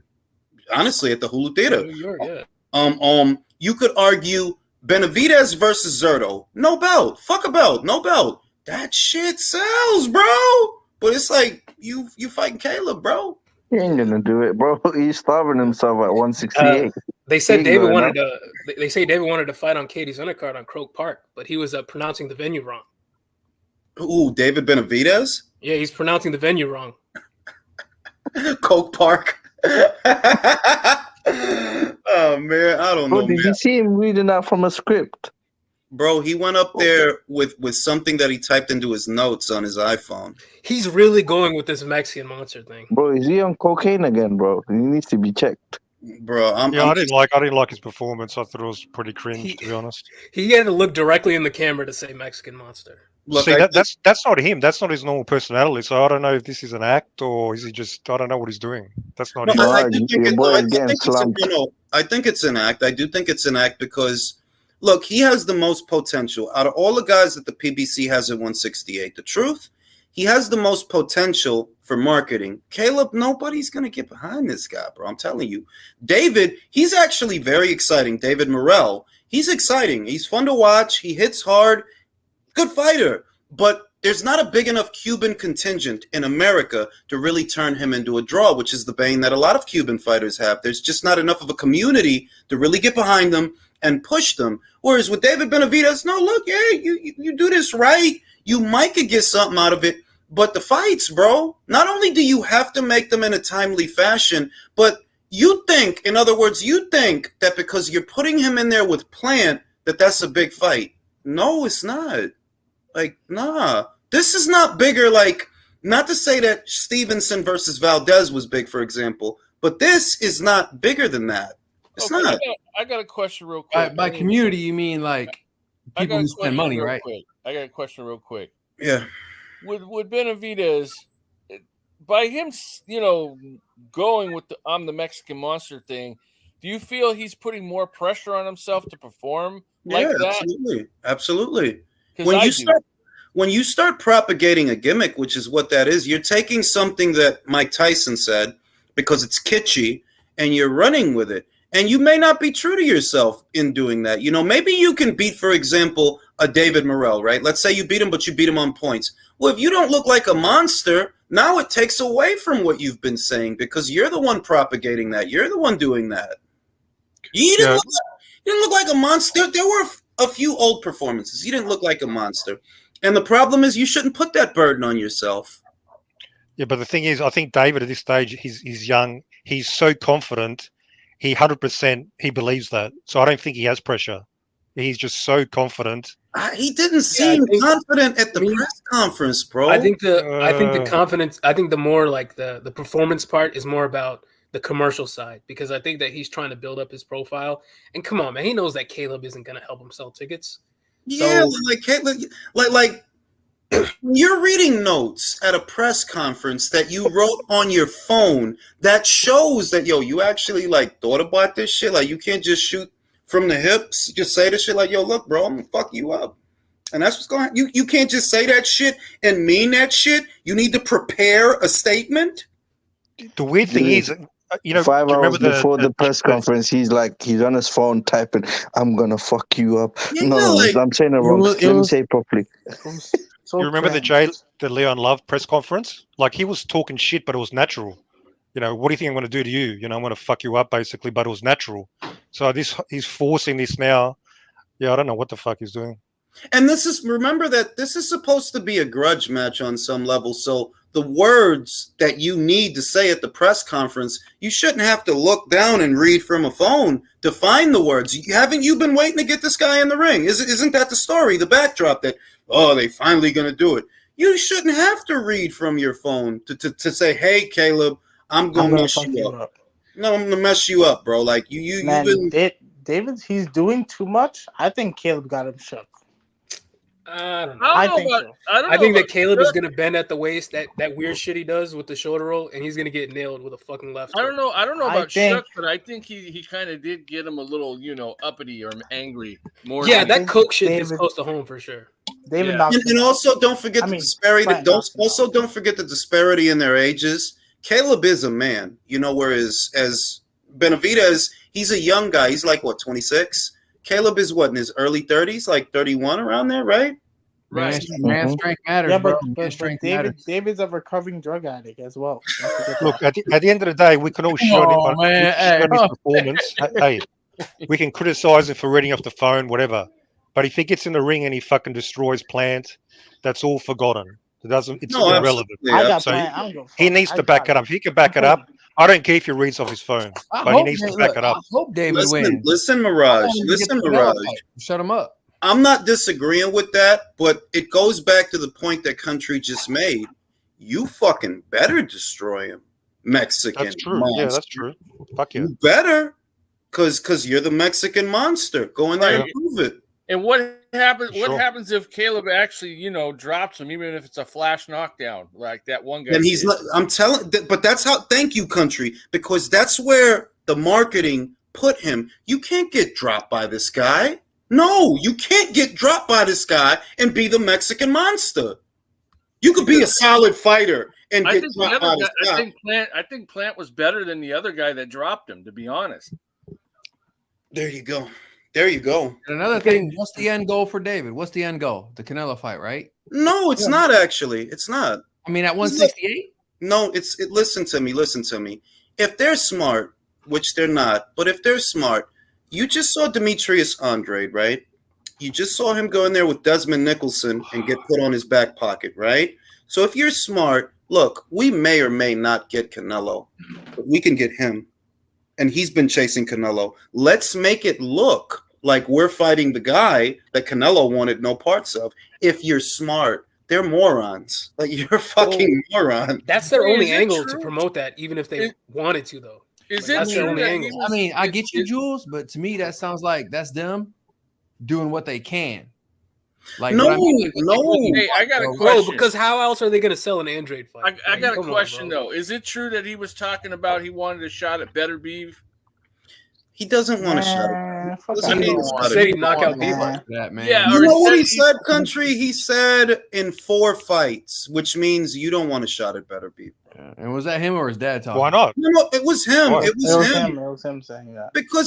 Because 4 fights at the PBC could be upwards of 3 years. Yeah, and better. Okay, now we're speculating with all sort of this fucking. I'm not speculating.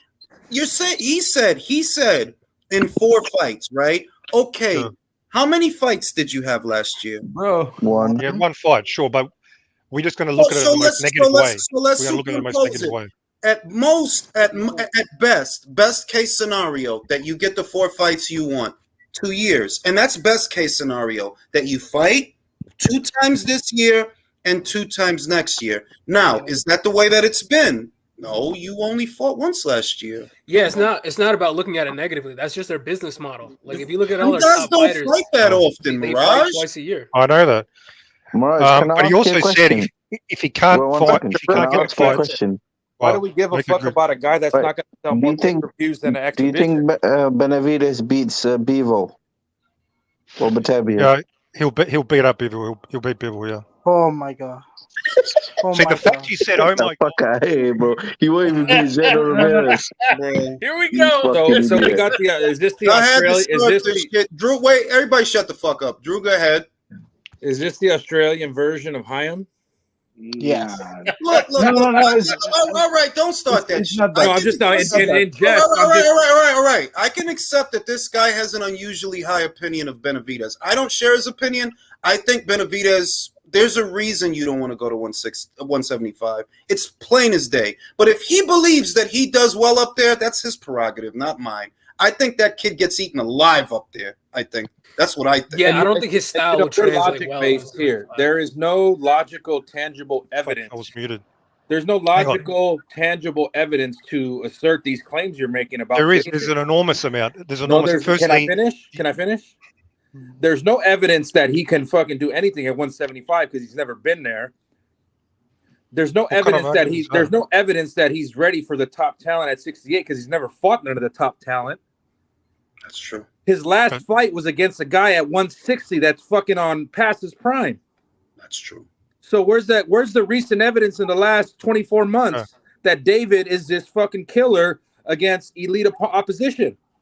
That's true. firstly, the argument he hasn't fought in a division, so there's no evidence he could be successful. That's idiotic. No fighter ever. Like, obviously they've never fought in division before they get there, but you can still analyze how they're going to go based on other evidence in the previous division. Let the guy talk. So hang on. So you say I'm have an exceedingly high opinion of Benavidez, but you don't realize the same thing applies to your views on Bivol, in my opinion. You guys are scoffing now. Because he beat Canelo, who's not even a legitimate 175 pounder. Not because he beat Canelo. Wait. Let's be clear, Mirage. Because I'm okay with somebody having a difference of opinion than me. But my opinion of Bivol is not a recent development or even because he beat Canelo. I already thought this dude was the man at 175. You can check old videos. It's not you can go back to all. Hang on, okay. You can go back to all the relay videos. One at a time. 175 for the longest. But the Canelo fight is still. Sorry, my headset. The Canelo fight is still evidence, part of the evidence which forms your conclusion. It's one factor. Just as the Zurdo Ramirez, it's like layers of evidence. So, mate, you obviously thought of him before highly, but when he beats Canelo, clearly, Mirage, that obviously can I tell you this? Come on, you guys got to let each other talk, man. It's like obviously increase your opinion. I thought you finished. Mirage, can I tell you this, bro? Let me just say, I think Triple G at 168 will beat Benavidez, in my opinion, and Zurdo Ramirez will beat him at 175. That Bivol beat. Okay, let me say that. Let me say this to Mirage. See, maybe we have different perspectives, and I'm okay with that. For example, when I look at Inoue going to 122, which is his fourth weight, it's not a foregone conclusion that your power is going to carry. No, it's not. It's not. Sometimes it carries, sometimes it doesn't. Sometimes it does carry, but it's not enough to get you through. It's not dissimilar from what happened to Linares at 140 when he went up there. You might be all right, or you might have been all right at 135. But at 140, you didn't belong up there because a journeyman smashed you in one round. So there's always a question mark when you're talking about a fighter who would be going to a weight where you're not going to have the same advantages up there. You're not. The same applies to Inoue. The same applies to Benavidez or any fighter. Look at what just happened to Navarrete opposite the ring, Liam Wilson. And I said that, like, yo, dog, you go up there, you're not going to be the biggest guy in the room anymore. That is going to have an effect.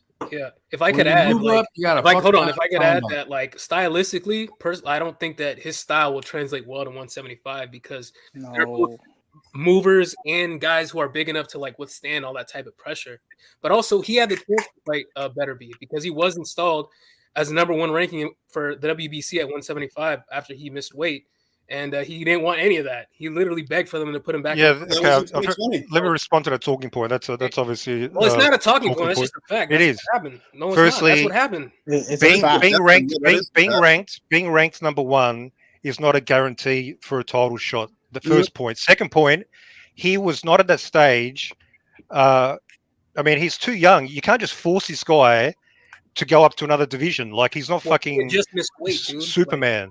Wait a minute. Let me say this. It's an unfair. Let me say this, Mirage. proposition. Let me say this, Mirage. How is it unfair for a guy who was, what, 25 at that time? He was around 25, 24, 25. No, it was like 23 maybe. Maybe No, he 23. wasn't 23. He was about 24. He was about 24 because he's 26 now, and that was in 2020. So he was about 24. And how is it unfair when he was the one who missed weight? That's one. Nobody's forcing him. But you did just miss weight. And they're offering you an opportunity because you missed weight. They're telling you that if you want to campaign as a light heavyweight because you just missed weight, you can do that, and we'll put you at number 1, which brings you closer to a title fight. True. Hey, Jules. Because he simply did not want to campaign at that stage of his career at 175, just as Errol Spence has spent forever in one division. Just as every other fighter spent fucking years, they are comfortable and they want to stay there for that time. So it's unfair to say, Benavidez, no, you miss weight once, you must move up. That's an unfair position to put him in. If he's missing weight, then that's proof that he's not comfortable at the weight, though. Philly Irish Jew is asking you for a link, Jules. Yeah. Yeah. All I'm gonna say is, for me, that situation showed, irrespective of how it's framed, they offered you a position to be able to fight for a title at 175, and for whatever reason, irrespective of the why, you didn't want it. Sure. Can I ask you a question, Jules?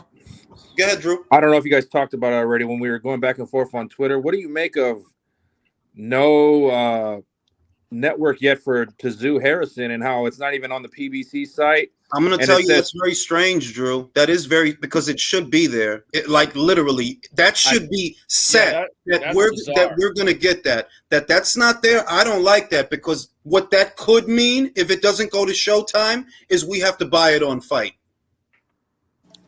That's what it could mean. And I tell you, I'd rather buy that fight than Benavidez Plant. No. Yeah, I fuck with Tim. If I gotta give Tim $20 to see that fight, I'm gonna give Tim $20. But what I'm saying is, what kind of situation is it when Tim is a PBC fighter? At least right now he is, and so is Tony. So y'all should be showing this on Showtime. Like, y'all should be. It's not even on the PBC schedule. When I looked at Boxing Scene, it's there, but it says TV to be determined. So then I go to the fucking PBC stuff. And in March, they only show the Benavidez Plant card, and then the other card on the 5th. There's a card on the 5th, right? Well, my question is, at what time in Australia is it happening? Are they going to do it like the Devin Haney fight, to where they did it at a time in Australia that accommodates an American time zone? Because I don't know what time is happening. So I mean, PBC didn't put any money? If it's a pay-per-view and Tim's a bigger pay-per-view star than George, wouldn't it be prime time for Australia? You got to ask Mirage that shit. I'm not even sure when it's on. In the future. It'll be on like a similar time to the Haney fight, in my opinion.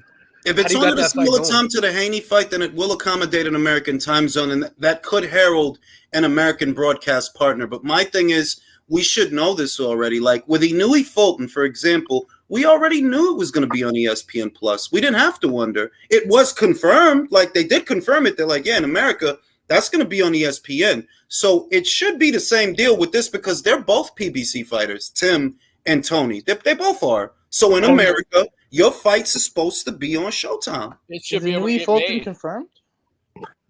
Say it again. Is Inouye Fulton confirmed? Bro, Fulton already doing press out there, bro. Oh, he already doing press out there, bro. Say a word. I got a couple of confirmations. I looked at flights today. All I'm gonna say is Bonsai, May 7th. That's all I'm gonna say. Nice. Like I didn't think. Who do you they got was in? gonna. Who do you got with Zoo Harrison though, Jules? Oh, I got Zoo, bro. Bro, I was watching some of his fights. I actually like a lot of what he does with that pressure. Bro, fighting. that Like, kid is kid that is glove manipulation shit. He's actually like a master. He's a at good that. fighter, man. Let me answer the question though. You know what I mean? Tony has a weakness, and we all know what it is. Pressure fighters. That's what Tim Zoo. Tim is like. I don't want to just say that he is just a pressure fighter. He is a little better than that. He's like a crossbreed, boxer, puncher, pressure fighter. But he's a volume puncher. He throws a lot of punches, and he stalks you. He walks you down. So Tony has never been any good against fighters like that. Willie Nelson, Jarrett Hurd. It's the same thing, just with a not as physically imposing a fighter, because Tim is shorter than Willie Nelson and Jarrett Hurd. But it's the same underlying principle. When you squeeze him, he might fold. What's saving Tony, however, is he just looked all right with Sergio Garcia, and Sergio ain't no bitch. Wasn't it a while ago? Think about that though, fellas. How long ago was that? That was I think that was like a year ago. I ain't going front. Oh, We're gonna get Canelo on Saturday, Fulton Inoue on Sunday. My God, I might ejaculate. And if what I'm hearing, and what if talk about the and Zoo what Harrison though? What Hey, if the I was zone gonna say- decides to put fucking Canelo on a regular? It's not pay-per-view, that fight. I might ejaculate, Drew, and I'm not kidding. Might ejaculate. I have to change my pants. Who's having a better? That's exactly. So that's. Well, yeah, but I don't listen, Drew. I stopped. Like I saw the argument you were having with Ishe, and respect to Ishe. He's a former champion. I respect Ishe. Yeah. Yeah, like it's not disrespect. It's just that if you think that Showtime is doing well, if you honestly think that, you're not paying attention. They have 27 million subscribers. On average, a PBC fight brings in anywhere in between 120,000 to 225,000 views. What that essentially means is less than 1% of Showtime subscribers watch boxing. Now, what did McCarthy say? Anything that brings in less than 10%, let alone 1%. Well, anything that brings in less than 10%, we're not putting no money in that. My whole argument is this: it's like what Ishe said. Like they can't reach the masses. I'm like Ishe. There's only two places that are releasing metrics directly. That's ESPN and DAZN. And you think if DAZN wasn't doing well across the board, Amazon Prime and the NFL, who fucking looked okay, we're gonna enter an agreement with you. We want to see how solvent you are to like. Is our 10 product years, Drew. 10 years. If they weren't doing what they're supposed to be doing, the NFL would have fucking went to Sky Sports or someone else. They would have went to Amazon, bro. Yeah. They would have went to if they didn't believe like, yo, we're gonna get eyes on our fights. They would have went to Amazon if they didn't believe in DAZN. Look, I get it, Drew. A lot of it is common sense. But irrespective of looking at what DAZN is doing, which take DAZN out of it, look at Showtime. What masses are they getting to? What masses? What fights are they doing that are bringing in 1 million views? What I tweeted you earlier, Jules, that ESPN stuff. Like ESPN's releasing their metrics digitally of what they're doing. Then ESPN had growth. They just post. They doing good. DAZN is doing good. They showing growth. I'm telling you, Showtime used to publish TV ratings for every single one of their fights. They literally stopped because of how low they were coming in. Literally. Real fast. Good. Yeah, I'm sorry to backtrack, but I put a super chat up about AJ. No. Mm-hmm. Let me look it up. There's a 199 one. Let me see. Let me go up and find it. There's LDBC's most wanted. There is. I found it. AJ is fighting a tune-up for a gatekeeper. I don't necessarily agree with you on that, Philly. No, the only reason why I say that is because Dillian White will be the next fight after this fight. Because that's not a guarantee. That's not a guarantee. But what if it is? I'm saying, why would you do a tune-up for Dillian White when Dillian White would be a tune-up? I would say this. Okay, let's say that the next fight is Dillian White for argument's sake. Tyson Fury, the two-time heavyweight champion of the world, beat Derek Chisora how many times? 3. I didn't agree with that either. Exactly, but that's my point. The bar is set exceptionally low. So if he's doing that, and Wilder's fighting sparring partners, fuck it. Now, I don't actually want him to fight White. I would prefer Dempsey McKean. I would prefer Otto Valine. That's what I would prefer. Those are the fights that I would want to see. Dempsey's not bad. Southpaw, big guy. He's kind of quick. Could punch a bit. I'd prefer Dempsey. Otto, for obvious reasons, he gave Tyson Fury a hard time. He's never been knocked out. He's back in the winner's bracket. I think he's coming off of 3-4 wins or something like that. I would prefer that. But I'm not going to lose my mind because the media and the powers that be are allowing Tyson Fury to set the bar low, and they're still glorifying him. They're allowing Wilder to set the bar low, and they're glorifying him. So that when this guy turns around, they want to have a different attitude. It's bullshit. That's fucking bullshit. No, it is bullshit. Y'all let this man charge that as a pay-per-view, and y'all didn't roast him enough for that shit. Y'all didn't. That's ridiculous. Derek Chisora on pay-per-view. Why? Because you want money, right? The only reason that's a pay-per-view is to pay for your inflated sense of self. Yeah. It's the only reason. And Benavidez thing, the longer he stays at super middleweight, the more of a chance he'll be weight trained for a fighter. Because that one's for you, Mirage.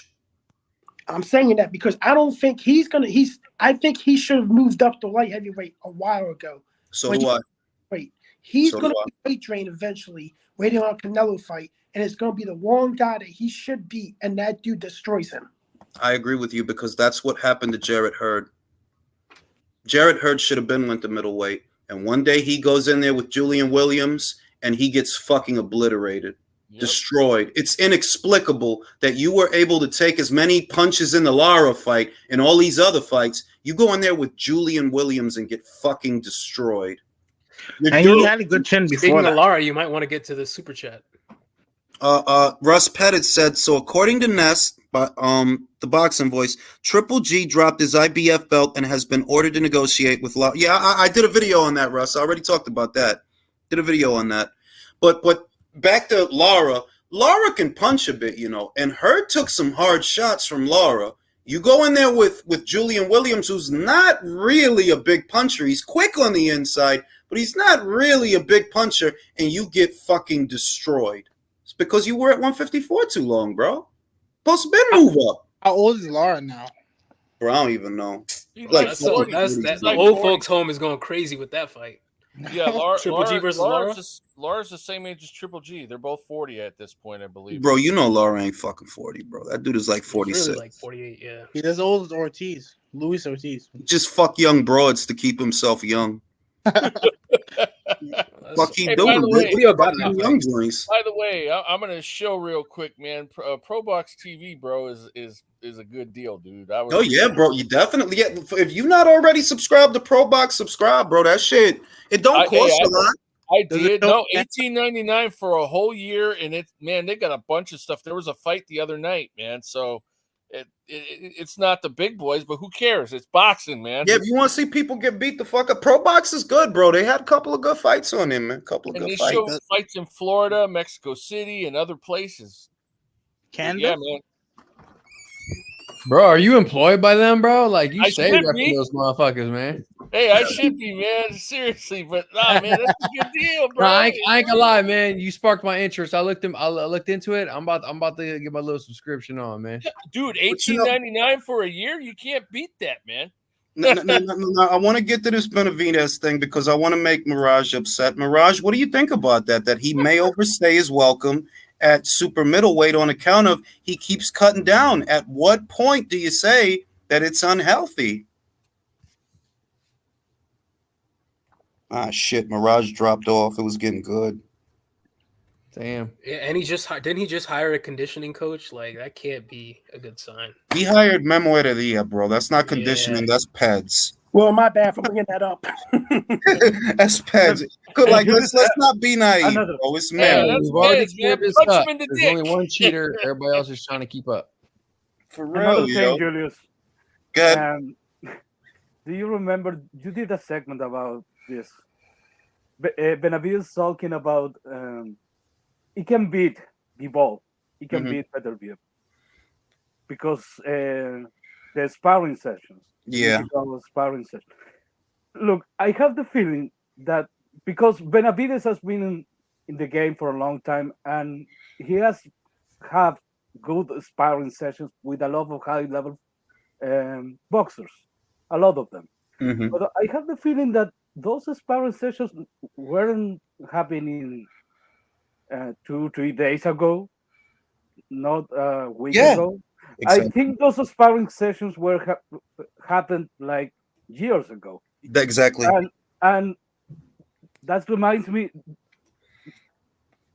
I don't know if you saw the Tank versus Teofimo Lopez sparring session. I saw that. Teofimo was a kid. Yeah. He's 15. Like a little kid. So if I saw the sparring session, I knew what I was seeing. Tank wasn't really giving it to him. He was having some work with him.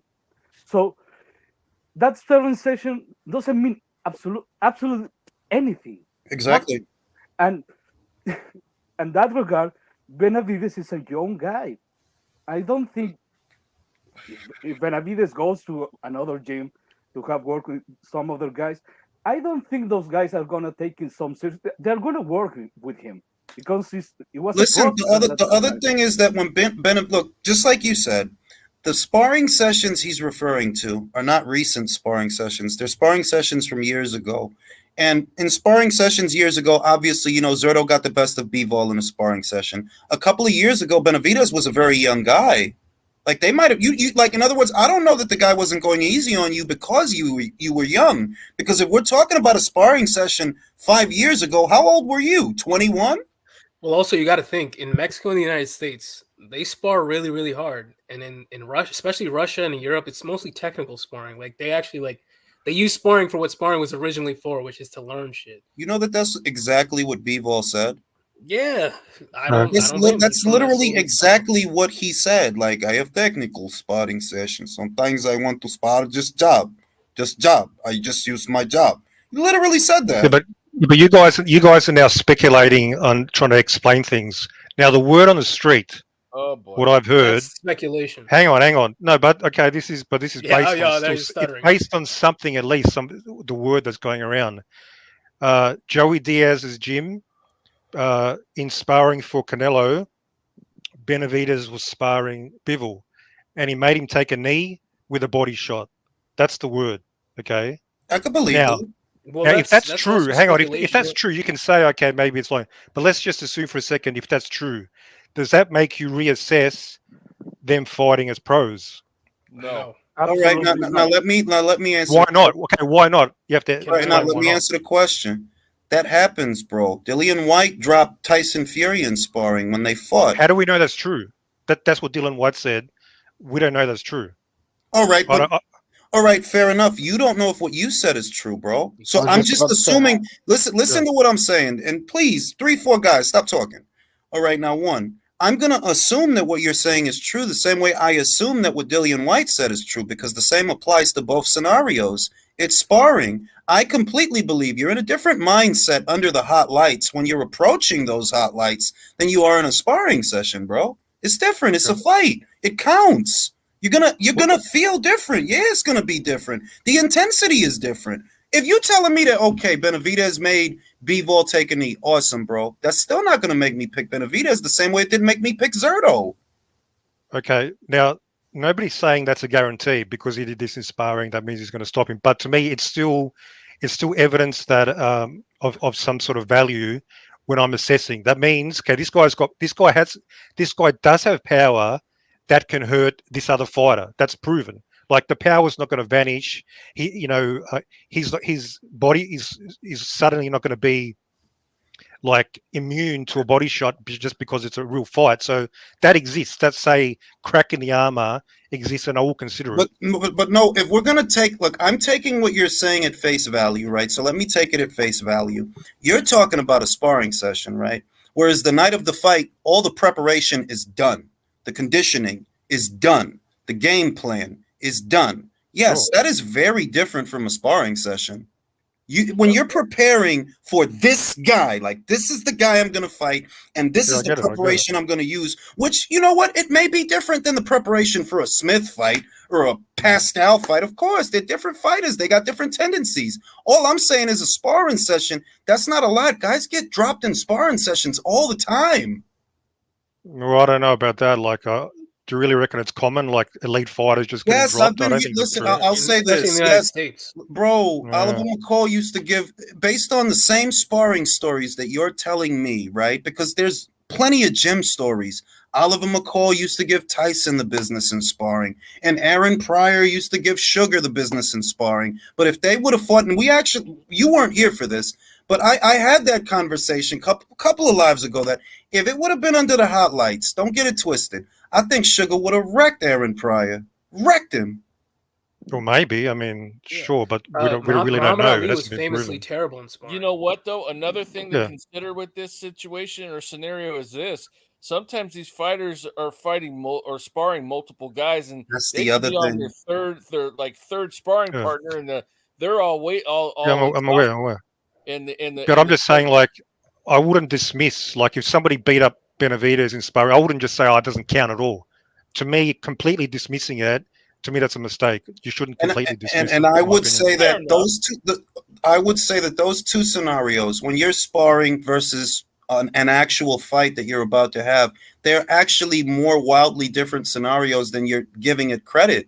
That the work is done. And if the work has been aimed towards a Benavidez fight, forget some sparring shit, bro. They dedicated a whole camp to you. How's that going to make you suddenly immune to a fucking powerful body shot? Conditioning, the conditioning, bro. Come on, man. You know better. How's that going to make you immune to a certain punch? But to top off what my man was saying before that, like when it comes to sparring, you guys got to remember, man, like not every sparring, matter of fact, 99.99% of sparring matches ain't just two dudes fighting. There's one guy, it's his camp, and the other guy's brought in to help him work, or they want to focus on a certain thing.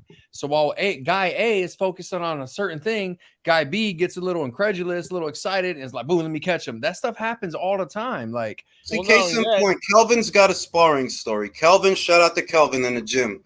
Kelvin and his gym story. Diego Pacheco, the super middleweight over there at Matchroom. There's a story about him beating up Benavidez in sparring. So should we assume that if Benavidez and Pacheco fought under the hot lights, that Pacheco beats him based on a story? Exactly. Well, is that story based on anything like legitimate, or is it just somebody just completely make it up? Bro, how do we know that any of these stories are based on anything legitimate? Out of all the sparring stories I've ever been heard, right? I've only seen pictures of two of them. The infamous Canelo versus Golovkin sparring story, which both fighters themselves said that was years ago. That has nothing to do with how our fight is going to look now. That was years ago. We were different fighters then.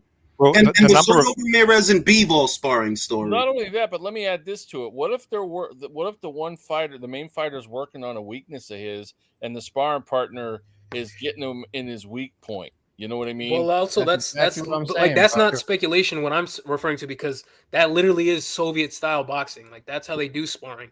It's all very technical and rehearsed. But even with the Tyson Fury example, he never denied that he got dropped by Dillian White. He just responded that, well, I also heard Dillian White in sparring. So it's like, and I'll also say, look, I'm glad you brought up Fury. Fury himself, I think it was BBC Radio. I'm not sure. It's a very old clip. He admitted that Anthony Joshua knocked him out in sparring. He admitted that. He admitted that he got the business. But should we look at an actual fight here today in 2023? Should we look at it in that same context based on a sparring session? Come on now. You got to have more common sense than that. Like, look at like this. You got people saying that, oh, this dude beats Shakur Stevenson in the amateurs, but the dude can be a piece of shit fighter in the pros. And that happens before.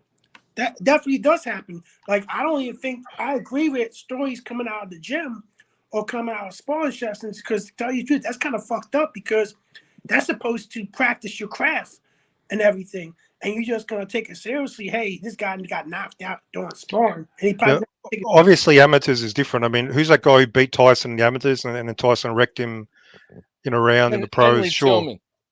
Yeah, but obviously when you talk about two seasoned pros already, then it's sort of more aligned to the maximum potential, etc.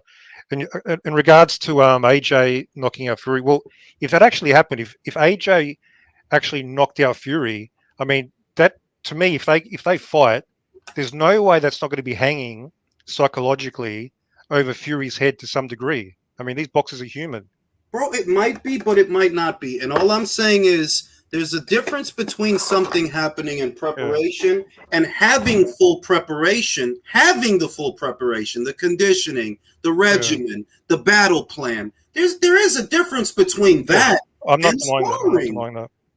I'm not denying that. That's all I'm saying. That is, if you tell me, okay, well, you heard a story that Benavidez dropped this guy with a body shot, just for argument's sake, I'll take it at face value. Like, okay, let's just say that happened. That is a very different environment to, well, you already did your camp and you've already watched the film and you already know how you're going to approach this guy and what you're going to watch out for. If anything, the fact that he dropped you, let's just take it at face value. The fact that he dropped you with a body shot, now you know what to look out for because you have that experience to draw from. I'm not going to look at a real fight in the same context as a sparring session. But you can't dismiss that vulnerability still might exist when they fight for real, right? Nobody likes it to the body, bro. Last I checked. Nobody likes it to the body. That shit hurts. I mean, it could just be, you know, body shots hurt. It could be that in a general sense. What's the rule of thumb? You can recover from a head punch. A body punch, not so much. You can't. Yeah. So it's a lot of little things that I'm not going to look at what happens under the hot lights based on that. I'm going to look at your tendencies under the hot lights. What do you normally do when the pressure is on and it counts? What do you normally do? That's what I look at. I got another obscure example. So apparently Eric Morales gave Floyd Mayweather the business in sparring. But if they fought, I mean, like, come on, like, bro, you know who'd win. The Paulie Spadafora story. How many guys are living off of that shit? And I'm like, bro, if they fought in under the hot lights, Floyd beats him. Okay, enough. Let's cut the fucking crap. It's silly, like it's sparring, bro. Like, yes, guys get that. Those stories have been around for a millennium. It only recently became commonplace to release the footage of some of these sessions, but those stories are tell-them age. They've been around, and I'm not gonna base what I think would happen in an actual fight based on a sparring session. Nah, bro. Yeah, I'm not doing that either. I'm not saying Benavidez beats him because of that. No way, but it's still like one of the points. Maybe it's down the list, sure, but I'm definitely not basing it just on that. Don't get confused. Now, one of the main things that I feel that works against Benavidez, and one of the main things that we've been bringing up is the duration of time he's spending in the super middleweight division. And sometimes, you know, that does happen. Guy stays at a weight too long, and he's depleted. He doesn't know it. And then, boom, you lose to some Joe Blow you were supposed to beat. And Jules, here's the worst thing: he's only fighting once a year. Even worse. That's what I'm saying. That like your dog, like at least if you're regularly making the weight, you know, like you fight 3 times a year, then you're not plummeting as far. You know, but now, then, like, right after the press conference, he's eating pizza with his family. I don't understand it, bro. I don't understand it. Well, we're gonna have an answer in a couple of months how depleted he is, how he looks. Anyway, we're gonna. Oh find no, out. believe me, I think he's gonna stop Caleb. But yeah, bro, Caleb. Well, it's not just that. It's not just that. Like, he can still look average and stop him. Like, we need to see how he looks before that. That's what counts. Will says Ali got sparked by Tommy Hearns. Does that mean Hearns would have beat Ali? Yeah, you know, I mean, like I said, these things happen, man. Sparring stories are similar to amateur and Olympic stories. They don't really mean anything. That's a very good point, you know? Sometimes they beat you in the amateurs, and sometimes you beat them in the pros. Yeah, I think Danny Garcia beat Terrence in the amateurs. He wouldn't park his fucking car next to him in the pros. I actually saw the video of Ali and Hearns sparring the other day on Facebook, man. Somebody posted it. Yeah, you know, like Ali. How old was Ali? He was in his prime. He was in his prime at the time, or how can he be in his prime? Like, Tommy Hearns. No, he couldn't have been. He wasn't in his prime country. He wasn't. That wasn't Cassius. That wasn't Cassius. Right. No, right. That's what I was about to correct myself, but on that, yeah, well, I didn't mean that prime. But you know, he was still, you know, fight worthy, and Tommy was. but Tommy wasn't like really beating him hard or nothing. But he was definitely quicker than him because he's smaller, and Ali was covering up a lot. But yeah, Tommy took it to him a bit. Yeah, I don't like taking things like that. I always feel like when we hear gym stories, they're often taken out of context for shock value, honestly. And I just feel the mindset that you go into a fight with is very different than a gym setting. It is. Like, it's very different. Like it's not the same thing. So I don't really buy into sparring stories very much at all, to be honest with you. Doesn't really matter. I mean, in Ali's case, like he was a famously shitty at sparring, shitty in sparring, and fucking all-time great. Another thing that I wonder with Plant Benavidez is how well is Benavidez going to deal with Plant's movement? I mean, yeah, okay, people are saying he's got gas tank issues, and that's definitely, we saw that before. But when he fought Canelo, I mean, he went all the way to the 11th round before he got knocked out. So I don't know. He did gas, but I don't know how bad he gassed. I mean, I don't even wonder. The main thing that I wonder when it comes to Caleb, what's your game plan? Because it can't be the same one that it was for Canelo. So what's your game plan? I feel his game plan is going to try to dominate the pocket, take him by surprise, that you're not going to run. You're going to make him miss and make him pay. That's the game plan, because you know he's going to throw. Just stay within proximity of him and work off the counter.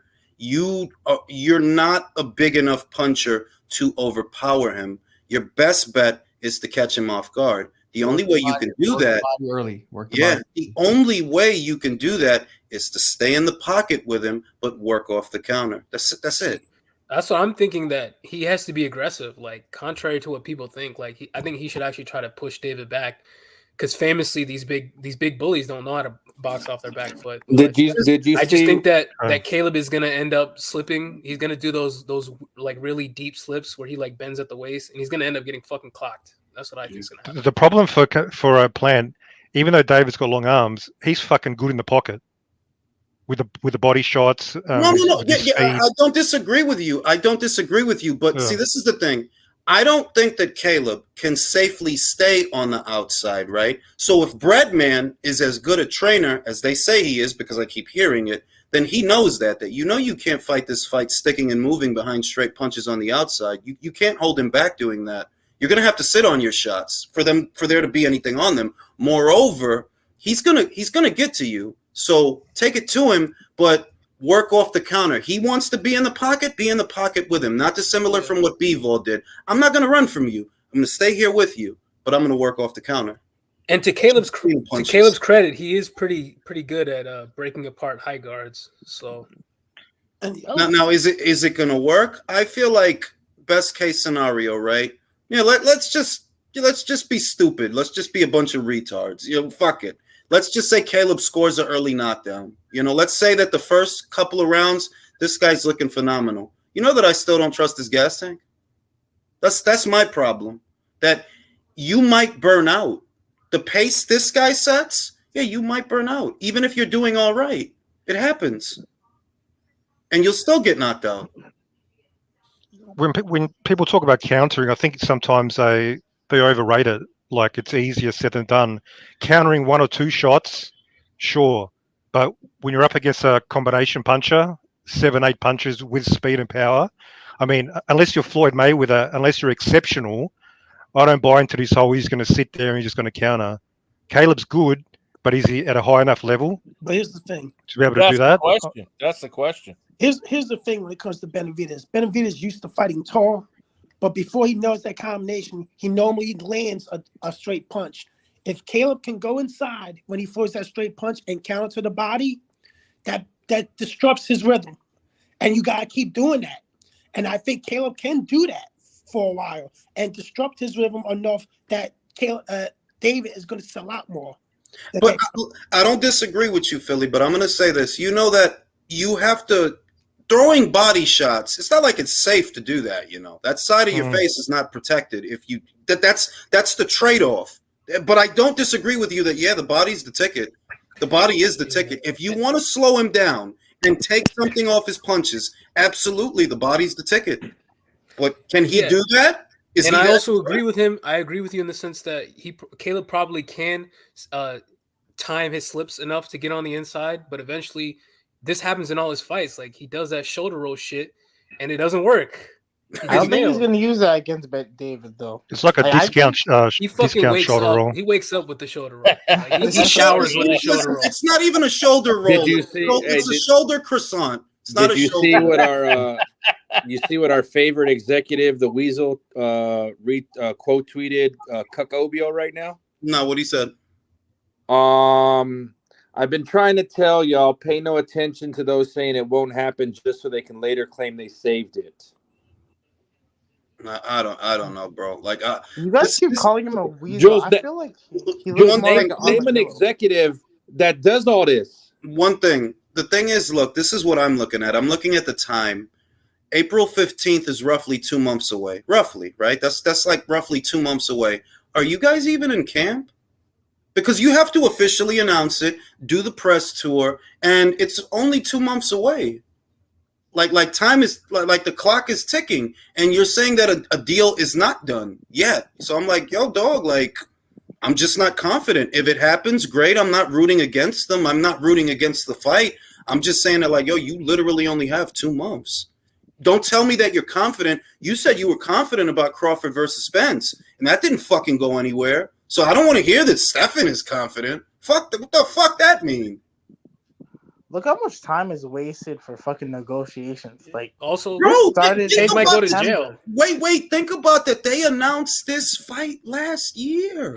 But the negotiations started in summer. Like, this is craziness. Like, this bro, like here's another thing that it shouldn't be this hard.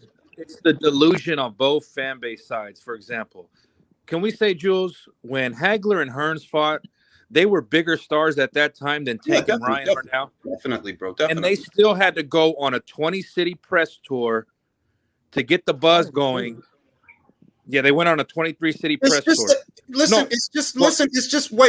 It's just that for a fight of this magnitude, you have 2 months to sell it? That's it? And bear in mind that's if they announced it right now. You would have exactly 2 months. That, like, nah, bro. Y'all need to announce that bitch tomorrow then. Well, who's to say that? And then on top of that, no, they're thinking. Tour, though. What I'm saying is, you can't even Floyd and Canelo went on an 11-city world tour.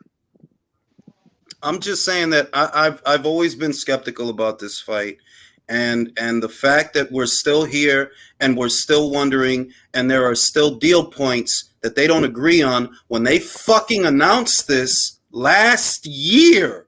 It's like, bro, like, just whatever. Now, let me ask you another question, Jules. They want this fight to be this superstar crossover thing, right? Correct? Oh, yeah. So with that becomes a higher level of media attention, media scrutiny, right? I would say so, yeah. So what are they going to do when all the women media reporters bring up nothing but domestic violence at the presser, the same way they did for Floyd?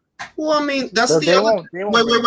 Wait. See, now you're running with it, because for starters, this little fucking butterball, you think they really going to squeeze him, bro? They're not. They're not. No, I'm talking about when the ESPN send the Rachel Nichols and them there, because they want it to be that type of event. Bro, you're assuming that they're even going to have access, bro. Oh no! If they're gonna want what I'm saying, dude, they're gonna want the ESPN to be there the week of the fight, like they did. Bro, listen, I'm telling you, there's a picture of this guy putting his hands on a woman at a basketball game, and you still got people that they don't make enough light of that. Then the shit with the latest shit with the broad. It's like, bro, this is an established pattern with you. You don't ever have run-ins with the law for no real shit. It ain't that you bucking at nobody. It ain't that you fighting in the street. It's always you putting a pause on some girl or some bullshit, and they still give him a pass. And my point to all this is, this fight, they're projecting it like it's going to do what they thought Fury Wilder 2 did. It's going to do around the same numbers Fury Wilder 2 did. It's not going to crack 1 million. Yeah, I'm gonna be honest. I don't think this fight does no more than 400,000.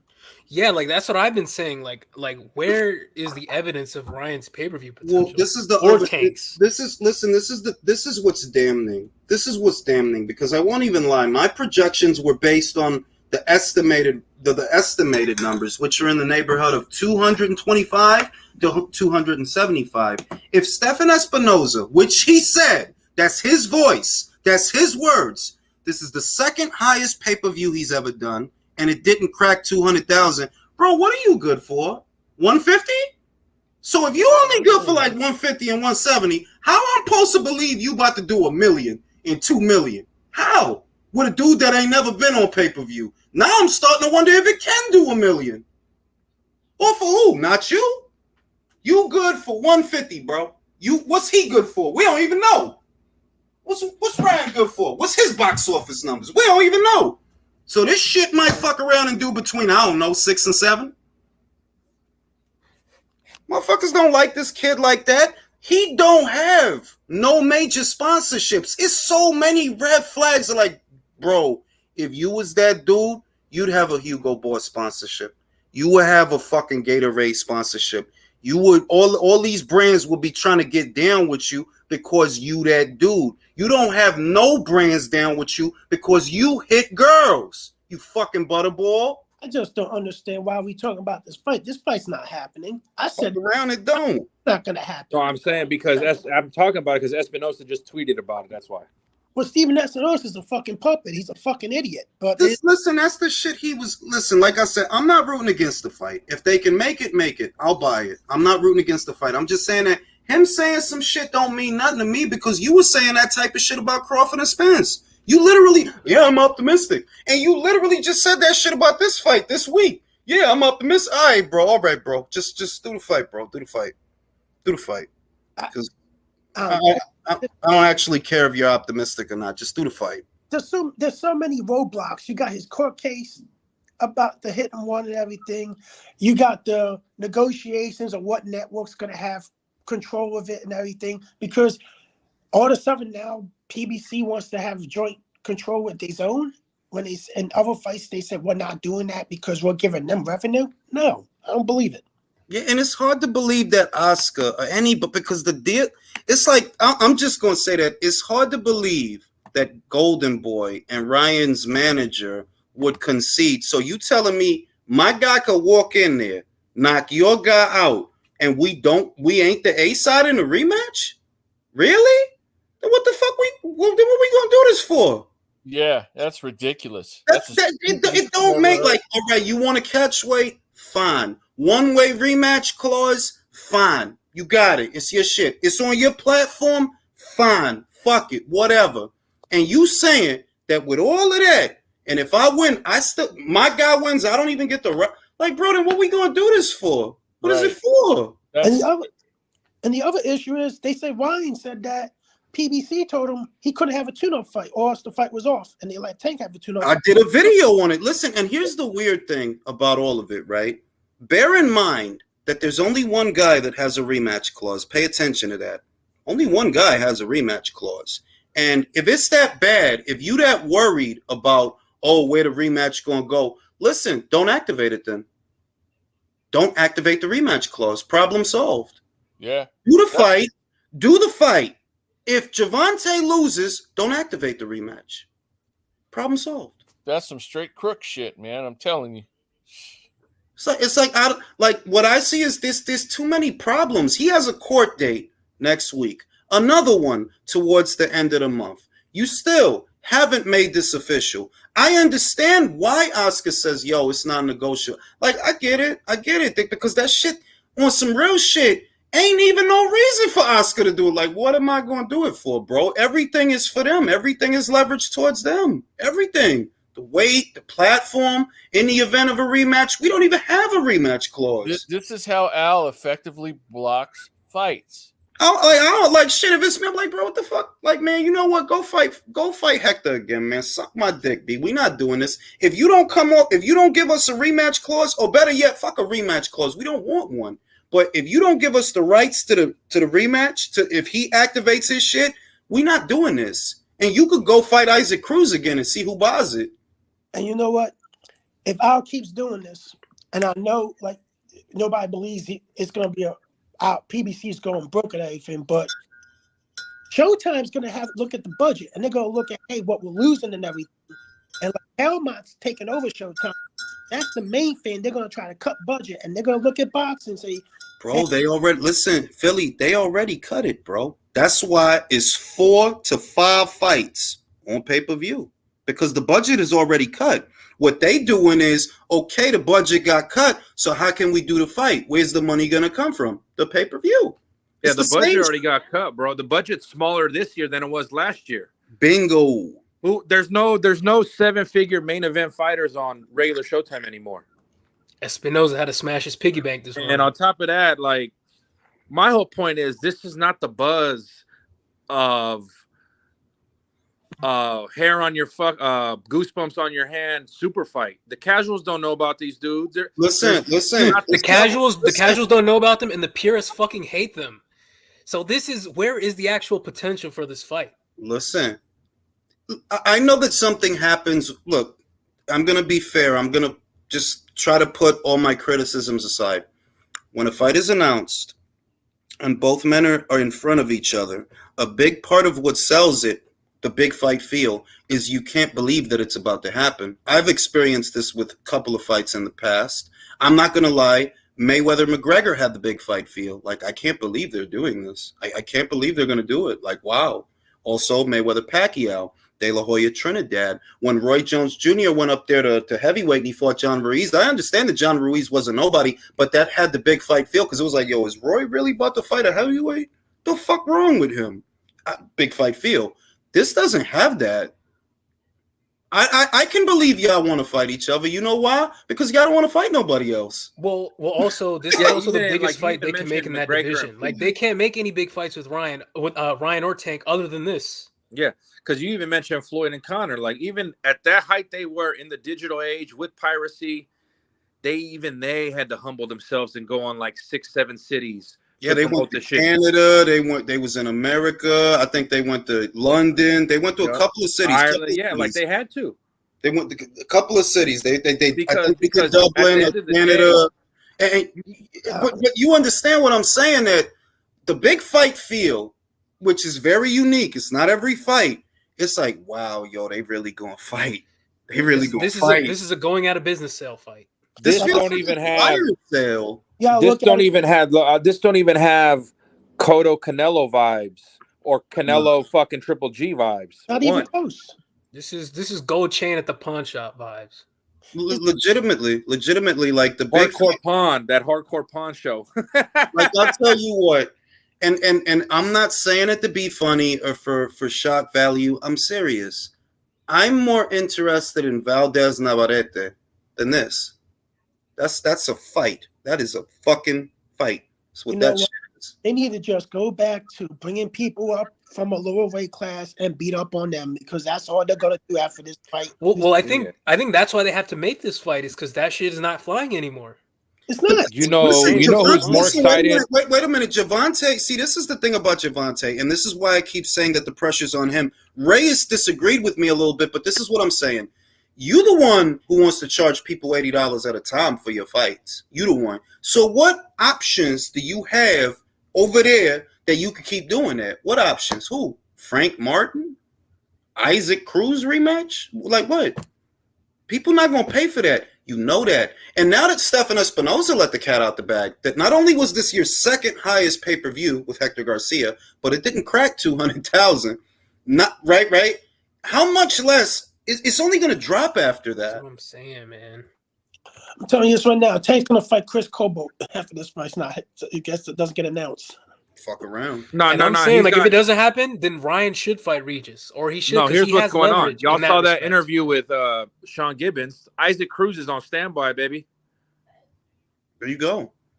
They haven't been. Sean Gibbons had the nerve to say, "What are these dudes that want to fight Isaac? What have they done to earn that shot?" Come on, bro. And listen, and the weirdest thing is they go with it. They literally go with, like, he did something. Like, bro, you didn't do shit. You lost. You're not a champion. You haven't beaten anyone, bro. Really, though. Like, you didn't beat shit. You asking, who did this guy beat? Bro, who did you beat? Who did Isaac beat? You didn't want to fight Rivera. You didn't want to fight Stevenson. You rejected $1 million from Ryan Garcia. Yes, I believe it. I believe Oscar. He made more big fights than Sean Gibbons. So get the fuck out of my face. You ain't nothing special. Crazy. You went the distance with Tank. My dick. Crazy thing is, since that Tank fight, he's ducked a couple people. He ducked mad people, bro. Ryo. He didn't know who was it. It was the Dominican kid, Rivera. He didn't want to fight him. He don't want to fight Stevenson. He didn't want to fight Ryan. Bro, who do you want to fight? He didn't even want to rematch Cruz. And when they asked him if he wanted to fight him again, his answer, hell no. No, not Davis. Cruz, I'm talking about. He fought Yuriorkis Gamboa. That's what he did. I'm like, bro, how you out here fighting Gamboa, but you asking people who they beat? That don't make no, like, and they let him, like, bro, and he's gonna be a star. I'll tell you what you do if you want to make Isaac a star, win or lose. William Zepeda. Yeah. People will not be disappointed with that fight. But what you're doing, he's not going anywhere, bro. Nobody is buzzing about him. Nah, because he ain't doing shit for you to be buzzing about him. Right. They ain't putting him in the right fight, so nobody gives a shit. He's lost his appeal. You do Isaac Cruz versus William Zepeda in either, let's say, a town with a lot of Chicanos in it, whether you talking about Texas or take that shit to the West Coast. Motherfuckers gonna lose their mind, bro. I'm gonna lose my mind, and I'm not even Chicano. I'm like, yo, they gonna fight? See that, right? But they're dumb. That fight would be amazing between the volume and size of William and the power and durability of Isaac. That motherfucking shit is a show, but they don't. They don't. But do Top shit. Rank's version of that fight is better, though. To be fair, Which is Top Rank's version? Valdez Navarrete. Oh God, yes. That's oh my God. But see, the thing is, if this fight doesn't happen, then like I've been saying this for years, just fucking freeze Tank out. Like all those other lightweights should just fight each other and like freeze that side out. They have more leverage than they think.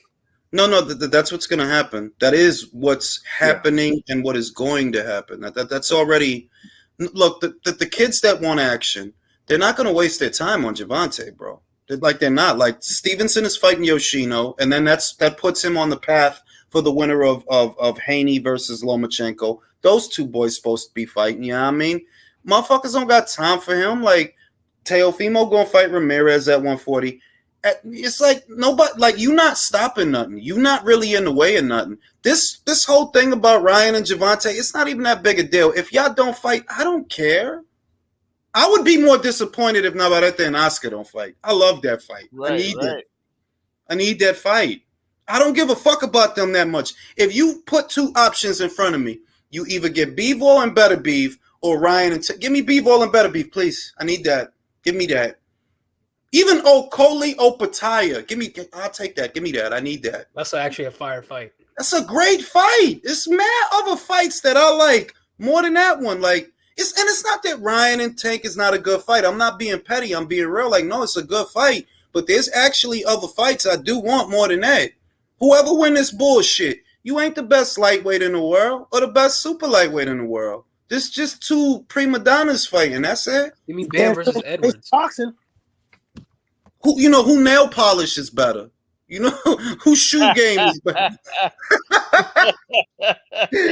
Can't butt that shit like that, bro. Who's got the better brand of nail polish? You know what I'm saying?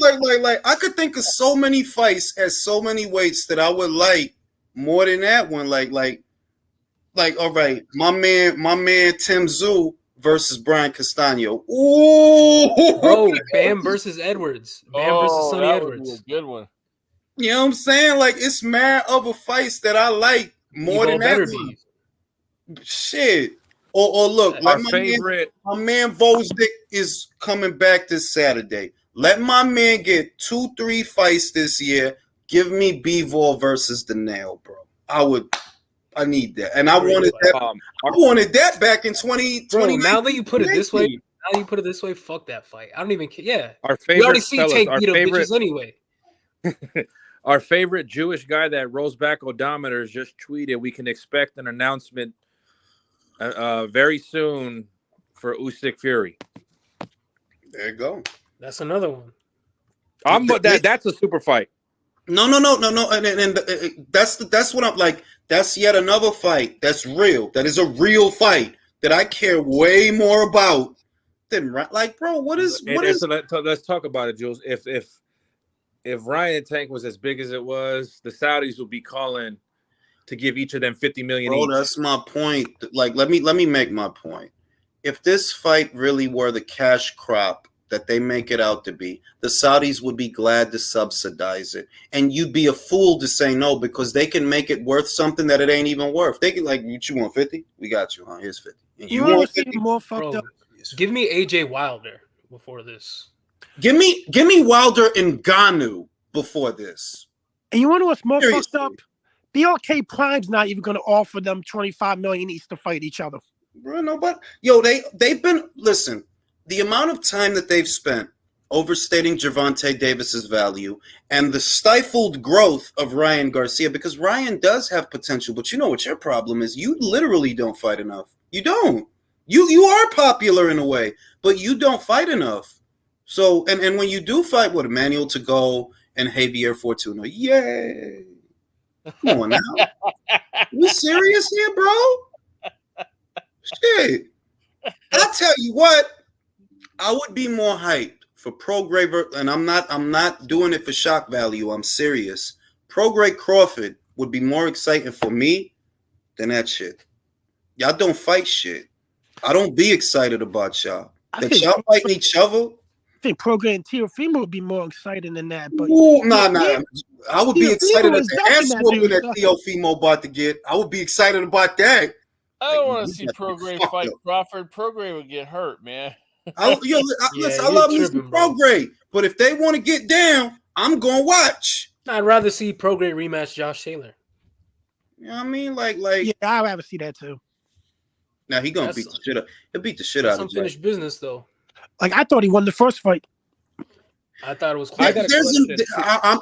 I ain't going front like Philly. It was close. I ain't even going front. It was close. It really was. Oh my god. Yeah, I mean, there's Jules, what's all the these fights, bro? That they're better than that. Yeah. Oh, we're gonna get Fulton anyway. Jules, what is that shoulder programming Showtime does when is a big pay-per-view fight? What's it called again? Oh, 24/7. I know you know, but what is theirs called? I forget what theirs is called. 24/7. For Showtime, they copied HBO's 24/7. Oh shit! My fault. Oh, access. All access. Access, Is there yeah. is there shoulder programming announced for Plant Benavidez? Bro, listen. Speaking of that's that, how I know the budget's bad. Speaking of that, somebody I know in that field in production, he told me, "Yo, the budget is fucked. A big part of it is actually Jake Paul's fault. That's what he told me. They blew too much money on him. That's what he told me. But the budget Showtime is so bad. They're so bad at this shit. He told me that about a week ago. I'm not going to say who, but he's in production. And he told me that that is also a part of it, that they lost money on Jake. Paul did them dirty, bro, because now he's on ESPN. That's hilarious, bro. Fucked, bro. He did a Wilder. Fucked. But he's a smart guy. He's a smart guy. Showtime ain't got nobody to blame but themselves, man. And the big question is, what happens when Showtime cuts ties with PBC? PBC is going to have to wind up going to a network with another promotional company and have to wind up fighting them. What if they go to the zone? That would be hilarious. Philly, I'm trying to tell you, this is why I pointed out earlier that Ray Vargas versus Oshaki Foster is being shown simultaneously on Showtime and Fight. Now, explain to me, what's the point in having Showtime if y'all showing this shit on Fight? Do you understand me? Like, it's supposed to be an exclusive Showtime content, right? Why is it available on Fight? So nobody can watch it on two platforms. It's ridiculous, is what it is. I think we know where they'll go. If shit hits the fan, I think we know where they'll go. I'm telling you this right now. By October of this year, PBC is going to be nearly broke all away from Showtime. Probably. Even if they don't go out of business, I just need them to contract enough to where they can't stop fights from happening. Well, let's say this. If Showtime were to cut ties, right, that doesn't mean the PBC goes under. That doesn't mean that. Those contracts are still active and actionable, so that doesn't actually mean that. That's why I keep asking where do they go, because he still has contracts for those fighters. No, worst case scenario, let's just say that happened and you can't get a broadcast partner. What then happens is what we're seeing with Tony Harrison and Stephen Fulton. You're a rent-a-center. You rent out fighters. You're a booking agent, you know, because that's how it go. If it go down like that to where you got all these contracts and you got all these fighters, but for whatever reason you can't get a platform, you then become a booking agent. You know, you're going to loan out fighters to Matchroom, Top Rank, and whoever else, whoever wants them, whoever has some money, so you can get your cut because you're not getting a network budget anymore if you don't have a network broadcast partner in that situation. However, I believe, just like Quentin, shout out to my man Q, I believe they would go to Fight. Now, I don't know how much money Fight has. I don't know anything about them aside from they occasionally do pay-per-views and they show the programming, which I don't watch. But it looks a lot to me like if things were to go under at Showtime, they would go to Fight. Damn. For better or worse. PBC live on Vimeo. I don't even think they'll make that much money off Fight because they're gonna have to lower the price of the fights. You know what they would do? I think this is what I think they would do. For PBC fights, they would probably tack on some kind of a subscription charge. I think they would do that to generate the budget for the fights. They're like, oh, PBC on Fight, $9.99, something like that. And I wouldn't pay it. I'm a really big boxing fan, but I'm not that big. And you don't have that many fighters. It is interesting. Okay, so no, I looked. They are doing shoulder programming for Plant Benavidez, March 10th. Okay, good for them. Yeah, good for them. They're supposed to, because I know they didn't do nothing for none of their other pay-per-views. Yeah, it's good for them. You go ahead, Stephen Espinoza. You do your thing. It is interesting to see their fall because when they first started, they had like all the bells and whistles when it came to production and TV slots. The only thing they didn't have, and what they still don't have, is good fights. Ill-gotten gains, bro. Ill-gotten gains. What's the pay-per-view prediction for Benavidez' plan? Honestly, the market is really bad now, Mirage. I don't know if you realize how bad it is, but it's actually. I know it's bad. Same as for UFC. But I would say, realistically, bro, I think they'd be lucky to break 200,000. Honestly, I really do think they'd be lucky to break. So it's going to do more than Crawford Avanesian. Great. Yeah, exactly what I thought. Yeah, but you have to think about it like this. You're talking about Showtime versus a fledgling platform. If Showtime is supposed to be an established entity, those numbers shouldn't be anywhere in the same stratosphere. And you're being generous right now, Jules, with that 200, because if Tank, who's clearly bigger than both of them, couldn't even crack 200. That's the other thing. I'm like, look, Tank is not a star, but more people do know Tank than they know fucking Caleb Plant. Like, are you serious? Well, I think knows that guy, bro? Yeah, but Benavidez, he has a following as well. I mean, together in combination, I think. Oh, Benavidez does not have a following. I was going to add to Drew's. I don't know why. This is going to test. When you have Mike Tyson talking about him all the time, when does Mike Tyson talk about Tank Davis? Following, for example. Well, I can list another 10 fighters, renowned top fighters. Of course, that's evidence of a following. How is it not? That's not a following. Following implies that you have public paying fans that show up to what you're doing. Sure, and he sold out his last fight, didn't he, Benavidez? I think this fight is going to test case in point about whether or not one at a time, fellas. Y'all not letting nobody talk. Julio, go ahead. I live in LA. The press conference for him and Plant in LA is in LA. There was no crowd of Mexicans showing up. That is true. Well, that's what I was going to say, is that this is going to test Drew's thesis regarding whether or not Mexicans like Benavidez, because they do tend to pay for fights. No, it's not even the thesis.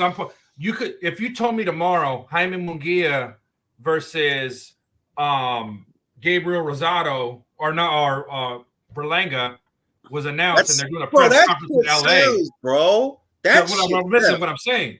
That fight is both. The competitiveness are both the same with those two fights. But if you told me that tomorrow, LA at Staples Center, where they have the Plant Benavidez, you tell me Jaime Munguia is there with Berlanga, Mexicans are going to show up.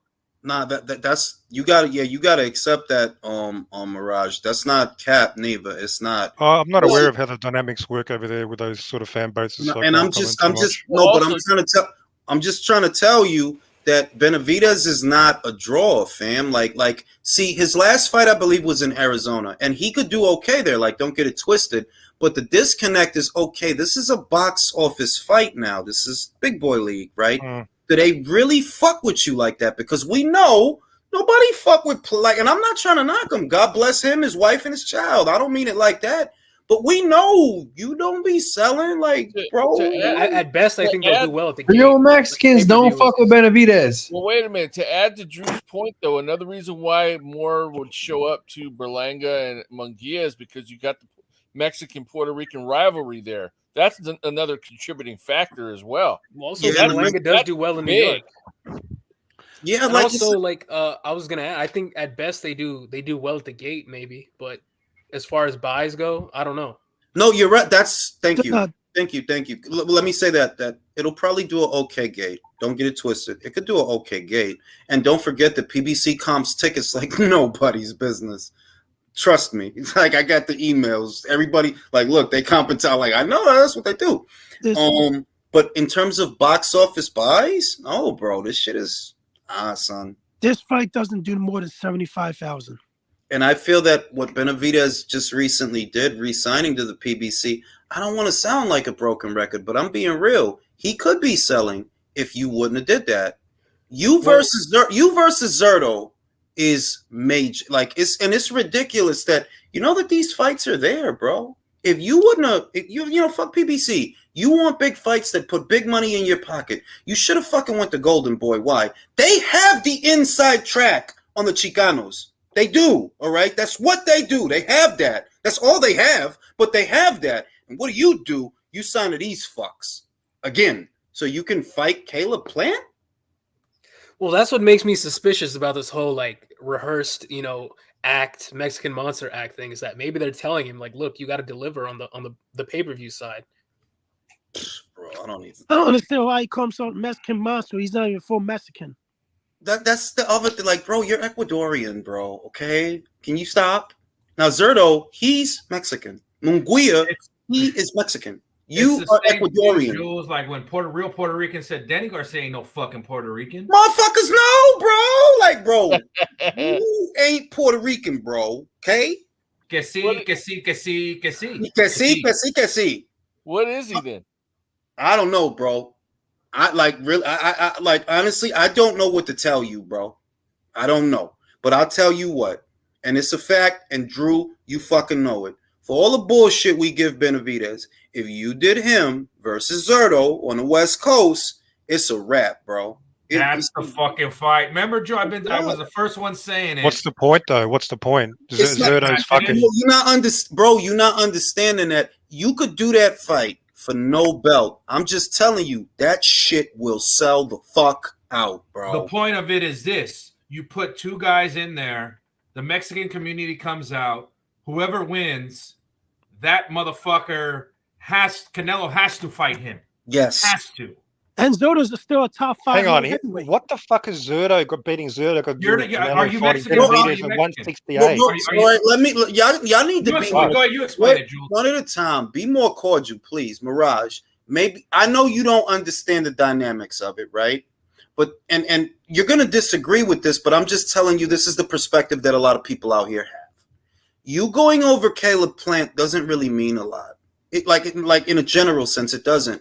But if you were to go in there with another Mexican or a real Mexican, and you were to fight him, that community is gonna hound Canelo with your name. What's going on now? I'm trying to tell you, and I know you don't want to believe me, but that shit that they doing, nobody cares. I'm telling you, nobody cares. You cannot affect him. Now, when you affect how the Mexicans look at Canelo, now he has a problem. How is beating Zerto, a guy in another division, going to affect how Mexicans look at Canelo? You haven't explained that, though. That leap. Right. You're making a leap. Let me try to explain it to you as best as I can. What Golovkin did to Canelo, you have to imitate that. Golovkin made the Mexicans look at Canelo sideways. He made him vacate his belt, and the people, his revenue stream, they were looking at him sideways. He became a social pariah. His numbers were actually dipping. You know, he did the Amir Khan fight, which was 600,000 buys. Then he did the Liam Smith fight, which did a little over 300,000 buys. He had to get back in there with a Mexican to get 1 million buys, which was the Chavez fight. But by that time, the Golovkin fight was made, which is why they announced it at that fight.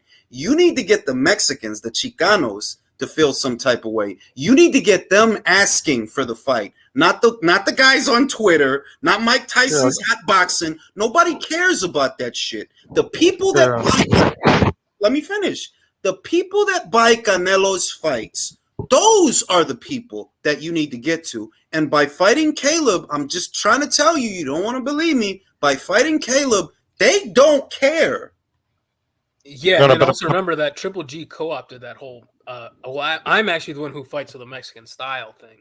Oh yeah, he made it Yeah, work. Okay. The way Benavidez is going to do this and make the Mexicans turn is now when he beats Caleb Plant, there's going to be no excuses left out of the whole cabinet box full. He's going to be the mandatory. He's going to be the clear number one at 168.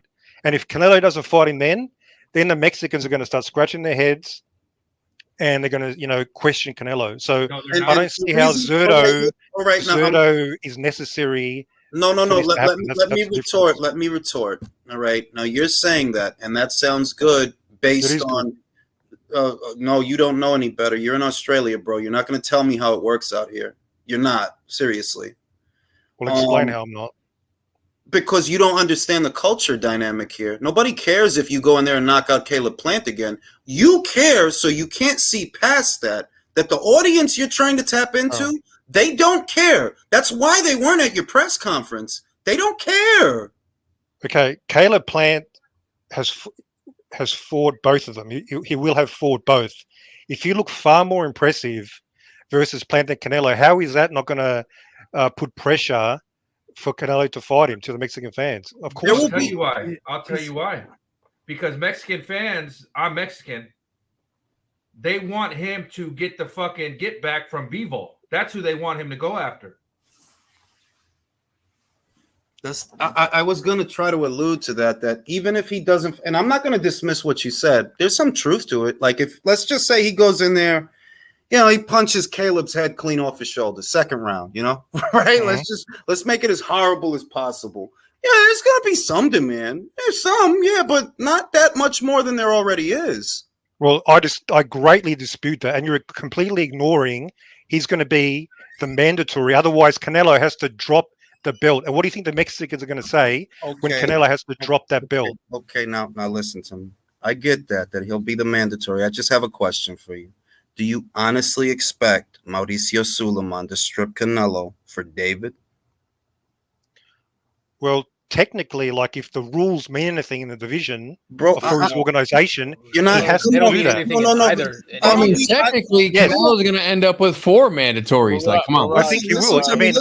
Listen. Come on now. I don't need 3-4 guys talking to him. You know better. You know the answer to that question. Do you believe, after what happened in 2016, you honestly think that the WBC is going to strip the guy that brings them the biggest sanctioning fees? I have confidence that they will ultimately, yes. Then I have to disagree with. No, all right, then that's cool if he doesn't agree. But I'm just telling you, I don't agree with you. I don't believe for a second that they would strip Canelo for David. So what do they do? And what to do they his do? point, to your point, I'd much rather watch Canelo fight Benavidez than Bivol. Okay, He's just but going to Jules, lose what again. do they do? What do they do if David's Let me answer mandatory? the question. Let me answer the question. Can y'all stop talking for me? Let me answer the question. They're going to do what they did with Dillian White. Look at how fucking long that took. They're just going to keep delaying it, bro. Like, you act like you haven't seen this before. Bruce, can I add on to that? Like, yeah. Jamal Charlo has held that belt, has not fought in 18 months, and they haven't. There you go. Yet. And so he hasn't. Going to strip Canelo for not fighting Benavidez. Thank you. Do you know that Carlos Adames, one at a time, fellas. Carlos Adames went to the convention last year, and he actually petitioned the WBC to order the fight. And bear in mind, Charlo still hadn't fought since the summer of last year. No, the summer of the year before that. And they still said no. So if they're not going to strip Jamal Charlo, you think they're going to strip Canelo? Okay, let me respond. Okay, let's Raj, just say that I'm going to agree with you here. Let's say the WBC does what you're saying that you think they should do or will do. They can't do that till their conference in November. Okay. I've got a better argument. Let's just say they don't strip him. So fucking what? The point is, Canelo is still going to be seen as delaying the clear, obvious number one fight at 168. And he's going to be called out for that and pressured. So to me, it even doesn't matter. The fans will see through the bullshit. I have confidence in that. Can I ask a question? Go ahead. Okay, like what if he delays that mandatory fight to take a fight to take a rematch with Bivol? That's what his fans are demanding. That's what I was. That's literally what I was gonna say. Like your problem, Mirage, is that and it's cool, bro. Like if you like the kid and you think he's great, I don't have a problem with that. But I'm just telling you that everybody's perception is not the same as yours. The one that the pressure that he's under right now, it's not for David, it's for Dimitri. You got to run it back.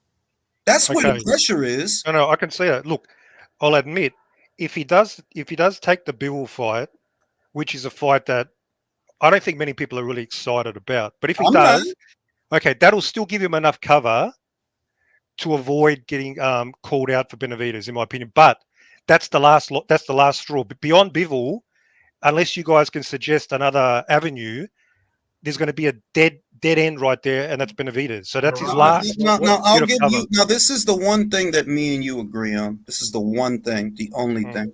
You would prefer the Canelo fight Benavidez, right? Yeah. So do I. I don't think he can beat Bivol. I don't really want to see a rematch, but I do know he's under pressure. I do. Yeah, you're under. That's the one that has you under pressure because he fucking beat you. So you need to get that back. That's where the pressure is. But if I had it my way, if he beats John Ryder, and I think he's going to, and what's going to be a fun fight because John throws a lot of punches, takes a lot of chances, so that's going to be a fun little fight. If I had it my way, it would be Benavidez or Andrade in September, not Dimitri. Okay. I'm not that interested in the rematch. You're probably going to get beat again. Yeah. But where's this pressure coming from? It's coming from Canelo himself, isn't it? Because everybody understands. Mexico, okay, he lost at 170. No, that's not true. Look, one at a time. One, Mirage, I don't know if you saw the fight on Saturday, right? ESPN, biggest sports network in the country. After the Liam Wilson Navarrete fight, what were they talking about? They were talking about Canelo. They were talking about Canelo and Dimitri. That's what they were talking about. They didn't bring up Benavidez. Just tell me. What were they saying? Were they saying, that the pressure is on him? The pressure, Andre Ward said, the pressure is on Canelo, yada, yada, yada, to fight him at 175, not 168, because that's the conversation right now. But that's what they were talking about. I'm telling you, your perception of Benavidez is warped. It is. No, this has nothing to do with Benavidez. Now, I understand if he has to fight Bivol, I know the pressure is, it has to be 175, 168, but to me, fighting him at all, to me, that's more of a Canelo thing about I want to prove, I want to get back and try to revenge. But from fans, a lot of fans, they've accepted he lost to a bigger guy at 175. I don't know if the pressure is coming from fans for him to fight him at all. That's my perception. That's your perception. Is that really wrong? All right, go ahead, Drew. That's not what they're saying in his home country, Mirage. That's not what they're saying there. And let's just go with your theory. Okay, David gets his next shot. Do you know at the earliest that fight can get ordered is when? 9 months from now at the WBC convention. So when's the earliest the fight could happen realistically? Next year. It doesn't have to be ordered. Canelo can choose. Canelo already gave you his schedule, Mirage. He said this fight in May, Bivol in September. September fight is simply what he wants. It hasn't been made, not even close to being made. He can just choose. Gave you his schedule already. That schedule has no. Can I finish? Eddie Hearn and Eddie Reynoso said what Canelo's doing for 2023. David Benavidez cannot get ordered as the mandatory to Canelo until the WBC convention in October and November. Okay. Do you understand that Bivol sort of has to just choose to fight Canelo? There's a rematch clause. No. Listen. That was valid only immediately. Please let me do this. I understand your point. This motherfucker's bullshitting. This guy's bullshitting. There is no rematch clause. No, there is no rematch clause. There isn't. There isn't. It's voided. What I'm saying is, I get your point that he can choose to fight Benavidez. I understand what you're saying. I'm just telling you that the demand that you think is there, no, it's not there. No, not that there isn't a demand. You understand? There's people that want to see him fight Benavidez. I don't dismiss them, but there's more people that want to see him fight Bivol, or at least feel that he needs to. So you reckon, say Benavidez beats up Plant, you reckon there's going to be more demand for a Bivol rematch than Benavidez Canelo 168? Yeah, because Bivol just beat a Mexican. All right, bro. Bivol just schooled a Mexican fighter, bro. You're beating up a guy that Canelo knocked out 2021? No, I think Why they did are. I don't You know understand? Listen, I don't understand. One at a time, please. I don't understand why you're placing so much emphasis on beating Caleb Plant, who doesn't have a fan base and is not spectacular. The emphasis that you believe that performance has. See, you have a gimmick running. You're the Mexican monster. So in order to keep up appearances, you do have to trounce this guy. That's the pressure that you have going into that fight. But at the end of the day, knocking out a guy that Canelo already knocked out, that's not that big a deal. One other thing, Yeah, but that's not the only thing. But anyway, go. I'd just like to add another contributing factor earlier about you were saying about fans are going to look at Canelo sideways and they'd possibly strip him. The WBC and Mauricio Suleiman is very corrupt. They make the rules up as they go along, and we've seen proof of that. So there's no way that they would just do that. They're going to do whatever they feel like doing or want to do. And we, unfortunately, as the fans, don't have a say or any control over that. And it totally affects the situation. All right, now let me add this. Now, I told you Zerto for a reason, all right? You need to get people behind you. That's the main thing. That's the main thing. And I'm telling you, you may not agree. I'm just telling you, this is how it works. If you were to go in there and do to Zerto what you say that he's going to do to Plant, it would mean more to the people that matter. It would mean more to them. You need those people on your side. Nobody cares about Caleb Plant. And here's another thing to add on to it. If you want more attention, you fight the other guys that want Canelo too. You beat them, then you put yourself in the front of the line, and everybody's going to want to demand you fight Canelo.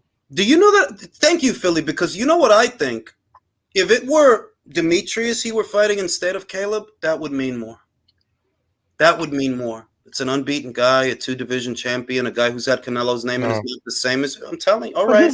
But here's the issue there, Jules. Beating up the guy who Canelo fought, that you have a comparison between the two. People are going to look at that all right. clearly. You know that most people, look, the fans know triangle theories don't work, bro. By now they do. They know that, bro. Manny beat Oscar worse than Floyd, but who beat who? Floyd beat Manny.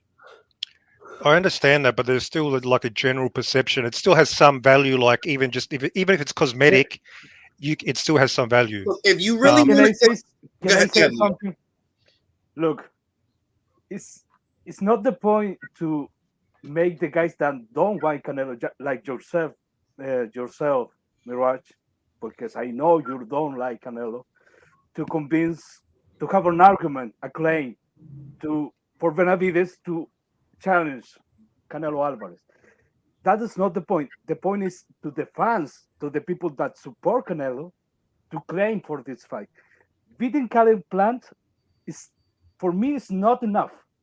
Oh, what's enough for you? Tell me. Maybe he has to beat the whole division. Let's go beat up everybody, and then. Yeah, that wouldn't be bad. Wait. Does he have to beat up Tyson Fury? Just icing on the cake. I mean, I would appreciate that. I would appreciate that. No, we don't do. We don't. Now let him answer. Sorry, go. No. We don't do this shit because that motherfucker hasn't fought anyone of note.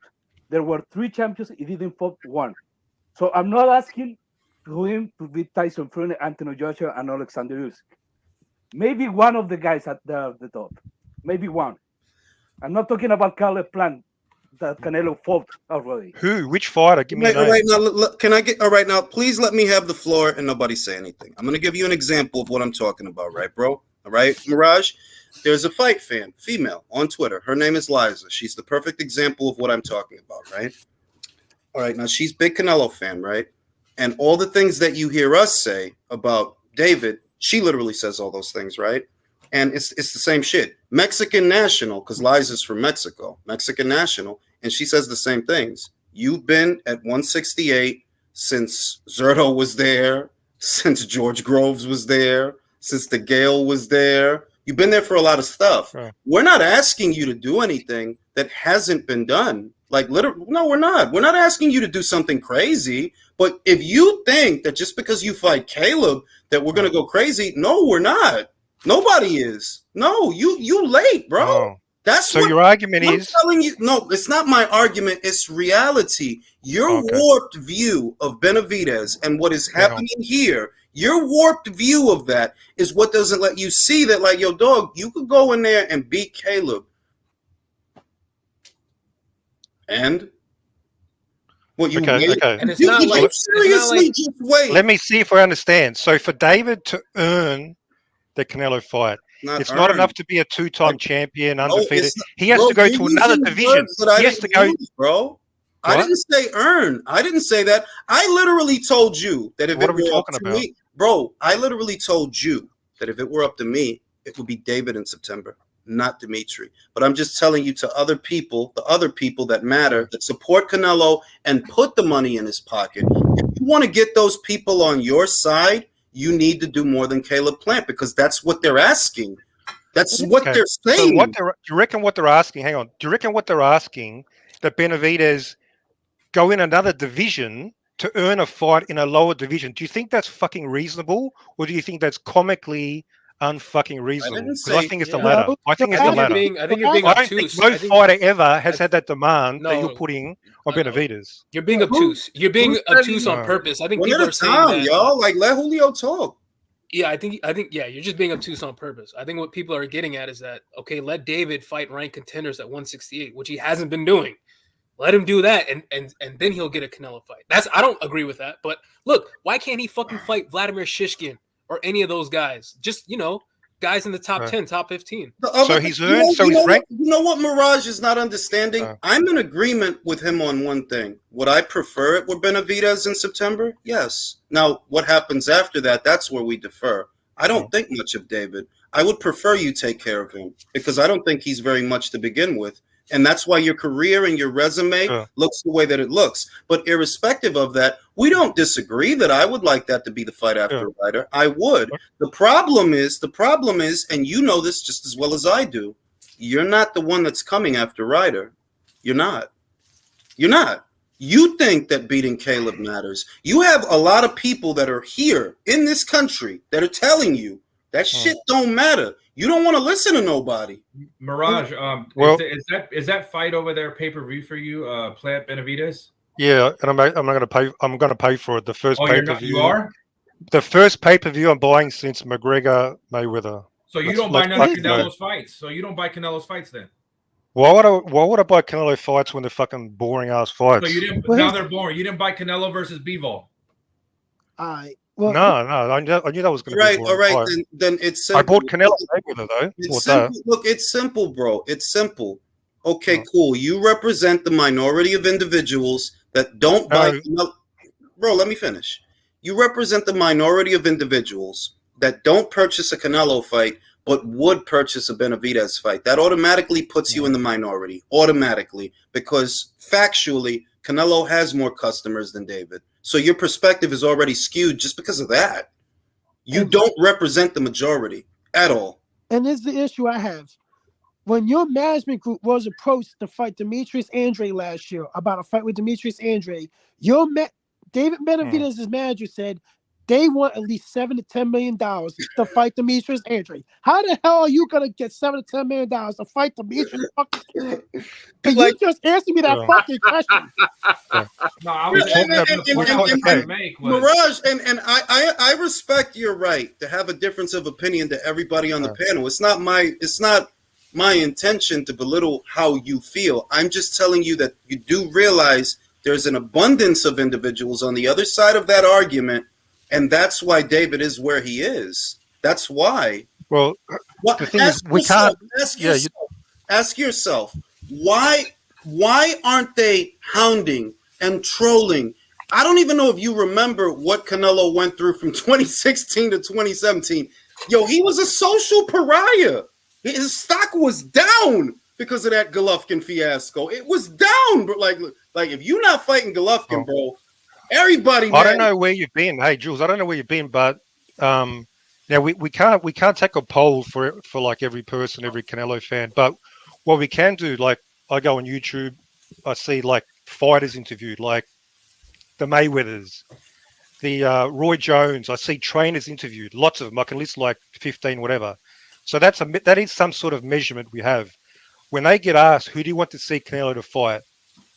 Every single one says Benavidez. So to me, that's a measuring stick that I'm not as deluded as you're making out. That there is pressure within the boxing community and acknowledgement Who's that rubbing their despite David not fighting the top contenders, whoever they are, he has built up enough equity, so to speak, to put pressure on Canelo. So I don't think it's as one-sided as you're making out. Now let me I didn't say, say, are but those? see, no, Go ahead. I didn't say it was one-sided. I told you there are people out there who want to see him fight Benavidez. I did say that. All I'm saying is it's not that demand is not now where the Golovkin demand was. It's not like no. And what I'm trying to say to that, like you're saying, Jules, those guys you mentioned, Floyd doesn't buy the pay-per-view, so he doesn't matter. And no, that doesn't matter. No, it's not even. No, it's not even. Let me finish. Let me finish. When Canelo was going through that shit with Triple G, Mirage, they were at the fucking golf course saying he needs to fight him. The fucking who are those dudes that carry the clubs? The Mexicans are caddies. In public, in his day-to-day life in San Diego, they were bugging him to fight Triple G at the Tacos Trans and all that shit. They're not doing that for David. And also, compared to Triple G, like Triple G had like a decade's worth of title defenses at that point. But the funny thing is, Triple G fought nobody in those defenses, right? Wait a minute. Irrespective, I'm not telling David to jump through hoops. I'm trying to break down the dichotomy of the thing. That the reason that Triple G was actually able to pressure Canelo is because he was hitting him in the pocket. That whole thing was bad for Canelo. That whole period, the whole thing was bad for Canelo. And it's because the Mexican fan base was divided between Mexicans for Golovkin, who, for those that remember, Mexicans for Golovkin, and Canelo's fans. It was divided. He was able to do that. All I'm telling you, whether you want to accept it or not, is that David's fights have not had that effect. And while there is a demand, I don't dismiss that. It's not tantamount to that one. So if Canelo were to not fight you, he still makes money.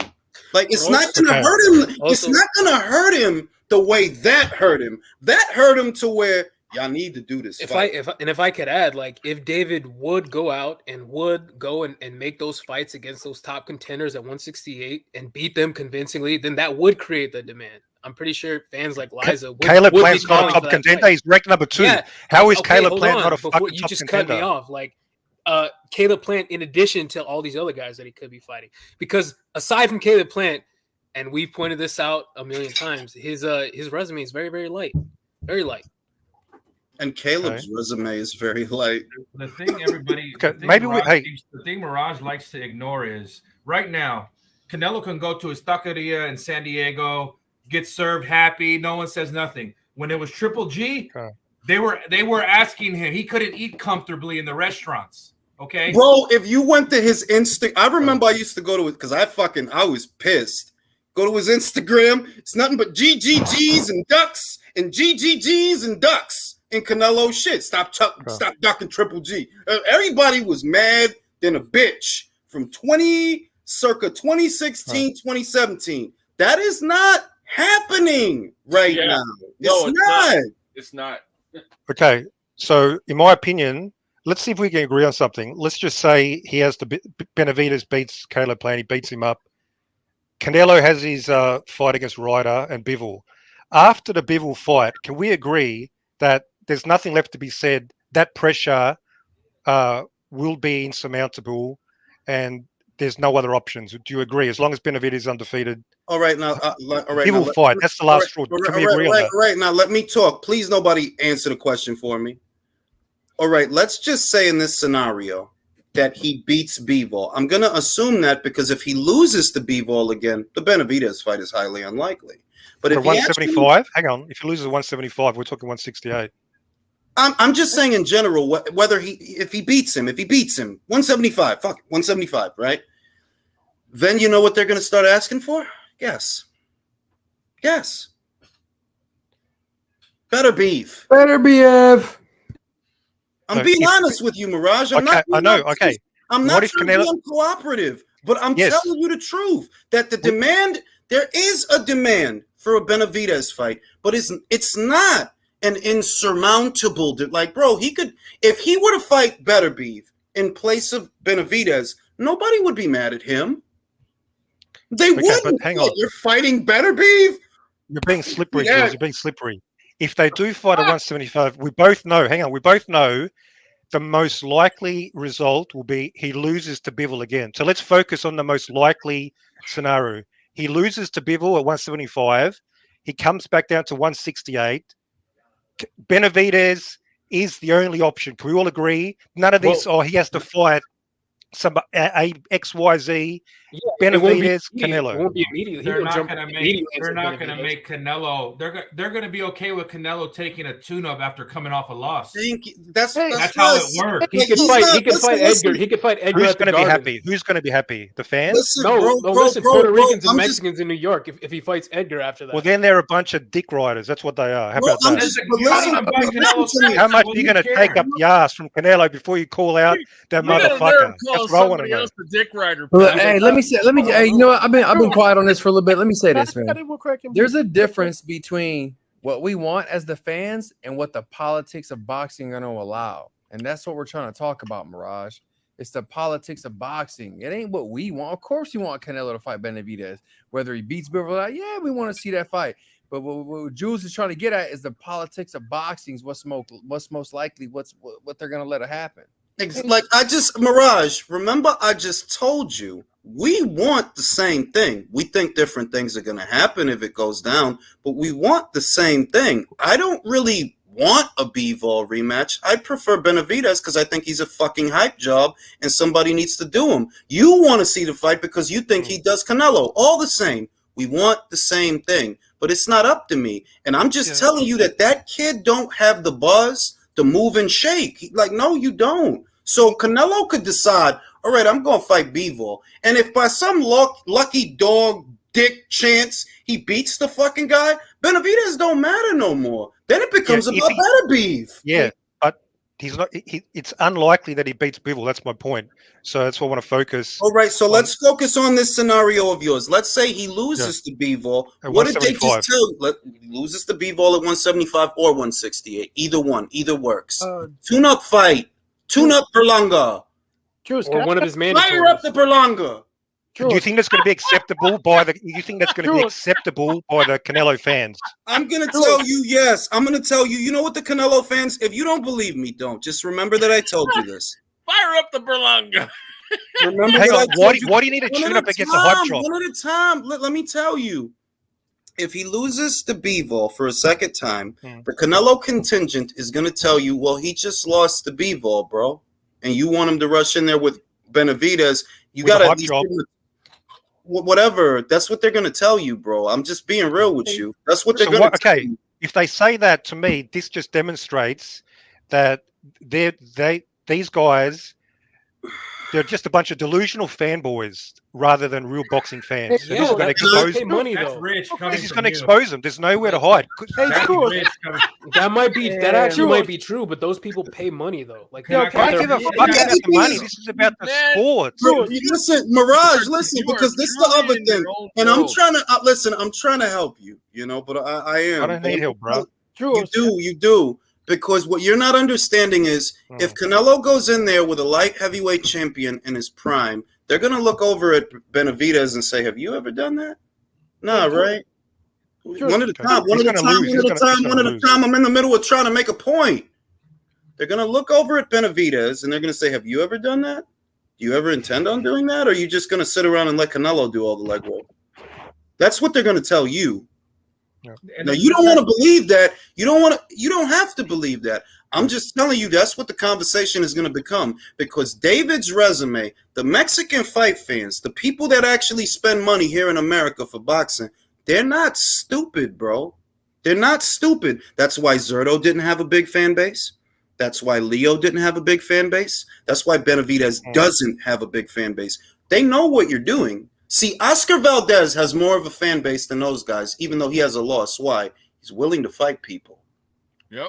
That's why. And on top of that, but what you just, one, you don't even pay for Canelo fights, so it doesn't matter. Two, when Manny Pacquiao lost to Marquez, his next fight was Brandon fucking Rios. When A-sides lose like that, their next fight is automatically a fucking tune-up. That's the Yeah, history bro. of boxing. So let's stop that bullshit. Yeah, okay? what you're doing, Mirage. Maybe you don't know because you're in Australia. I don't know, but I'm just trying to tell you that you think that the fight fans are gonna be mad at Canelo that after losing to Bivol, he doesn't fight Benavidez. I think they will What are be. you on? I think they will be. Now, the Brandon Rios Floyd Mayweather context completely different. This context is since Canelo's moved to 168, Benavidez has been generally regarded as the boogeyman. Now, maybe that's wrong. Maybe he's a hype job, but the general perception, this guy's the toughest challenge. So this isn't just something that's happened overnight. This has been built up over years. Listen to me. Okay, listen to me. I understand. Listen, you're not wrong. You're just overstating it. There are some people that think he's a boogeyman. Not all people. Some people think that. Yeah, a lot of people. You don't have. You just said you don't have a poll to rate how many Canelo fans think. We do have the who's who of professional boxing. We do have the who's who of boxing legends, and they all reference Benavidez. That is significant evidence for my position, like it or not. Okay, well, I'll tell you what. Based on what he drums up with John B, we'll see what the majority of people think. And I guarantee you, I'll be right and you'll be wrong. Can I add something, Julius? Good. Look, one of the reasons, I think the main reason the Golovkin fight happened is because at that time, people were wondering if Canelo was legit. Because that was in the middle of the Canelo weight and the Super Canelo weight and the cat Which was really the Super Cotto weight, by the way.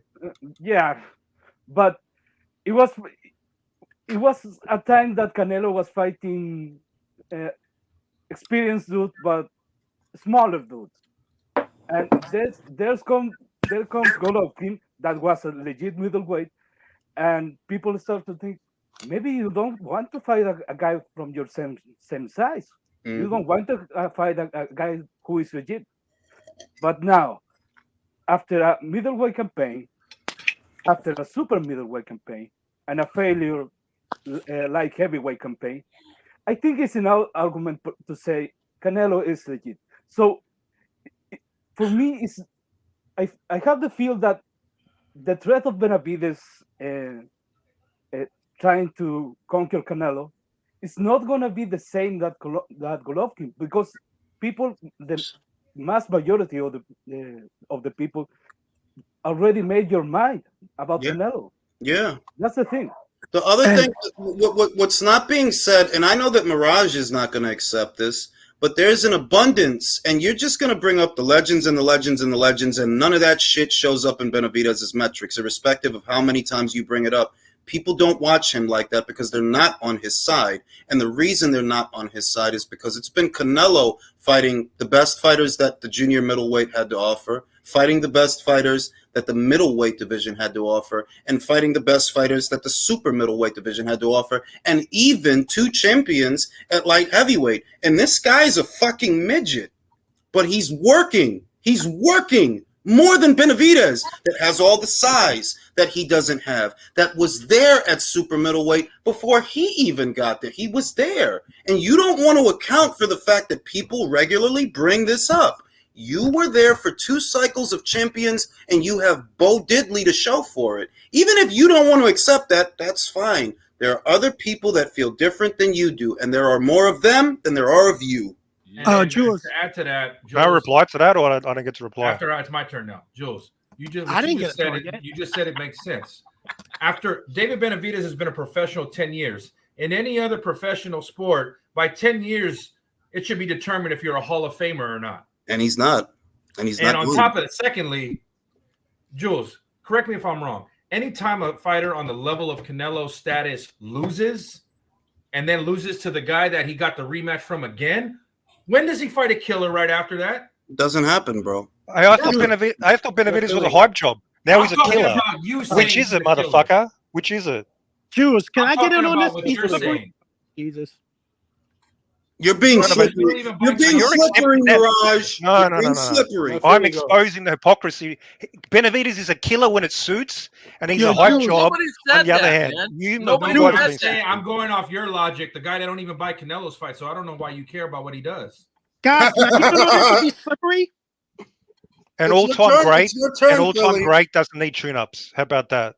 Spence had a car crash. I mean, he's not an all-time great. He went and fought a All right, top all right, all fighter. right. No. I don't want to get into the debating of beliefs because I don't actually care what anyone believes but me. And all I'm going to tell you is people look at David Benavidez's entire career as a tune-up fight.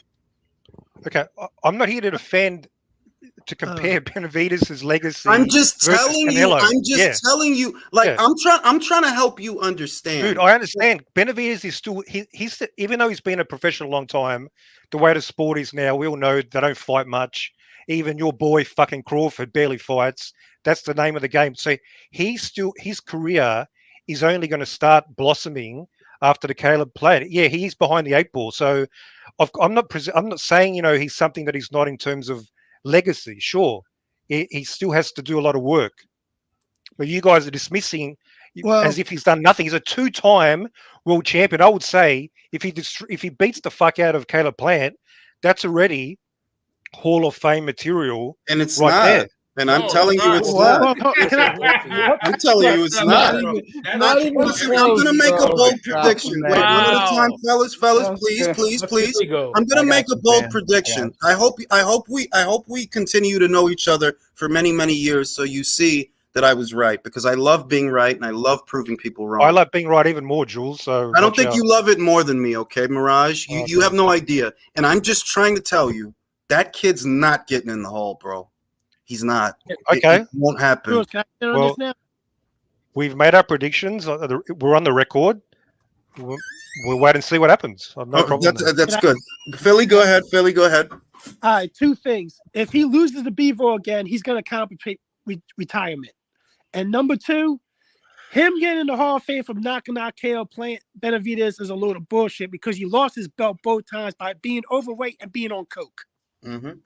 Yeah, losing your belts through technicalities, to me, that is insignificant. What matters if you lose it in the ring.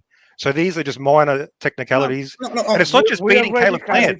He's the youngest. Please let the guy talk. Let the guy make his point before y'all chat. Go on, Mirage. Go on. It's not just about beating Caleb Plant. Again, I know it's dismissed here, but youngest ever super middleweight champ, youngest 2-time champ. That actually means something. Maybe not to you guys, but generally it has value in the boxing fucking community. So as a package, that's already much more than you guys are giving credit for. That's okay, now let me read these super chats. It's about beating Caleb Plant. Let him get to the Cairo super chats, yo.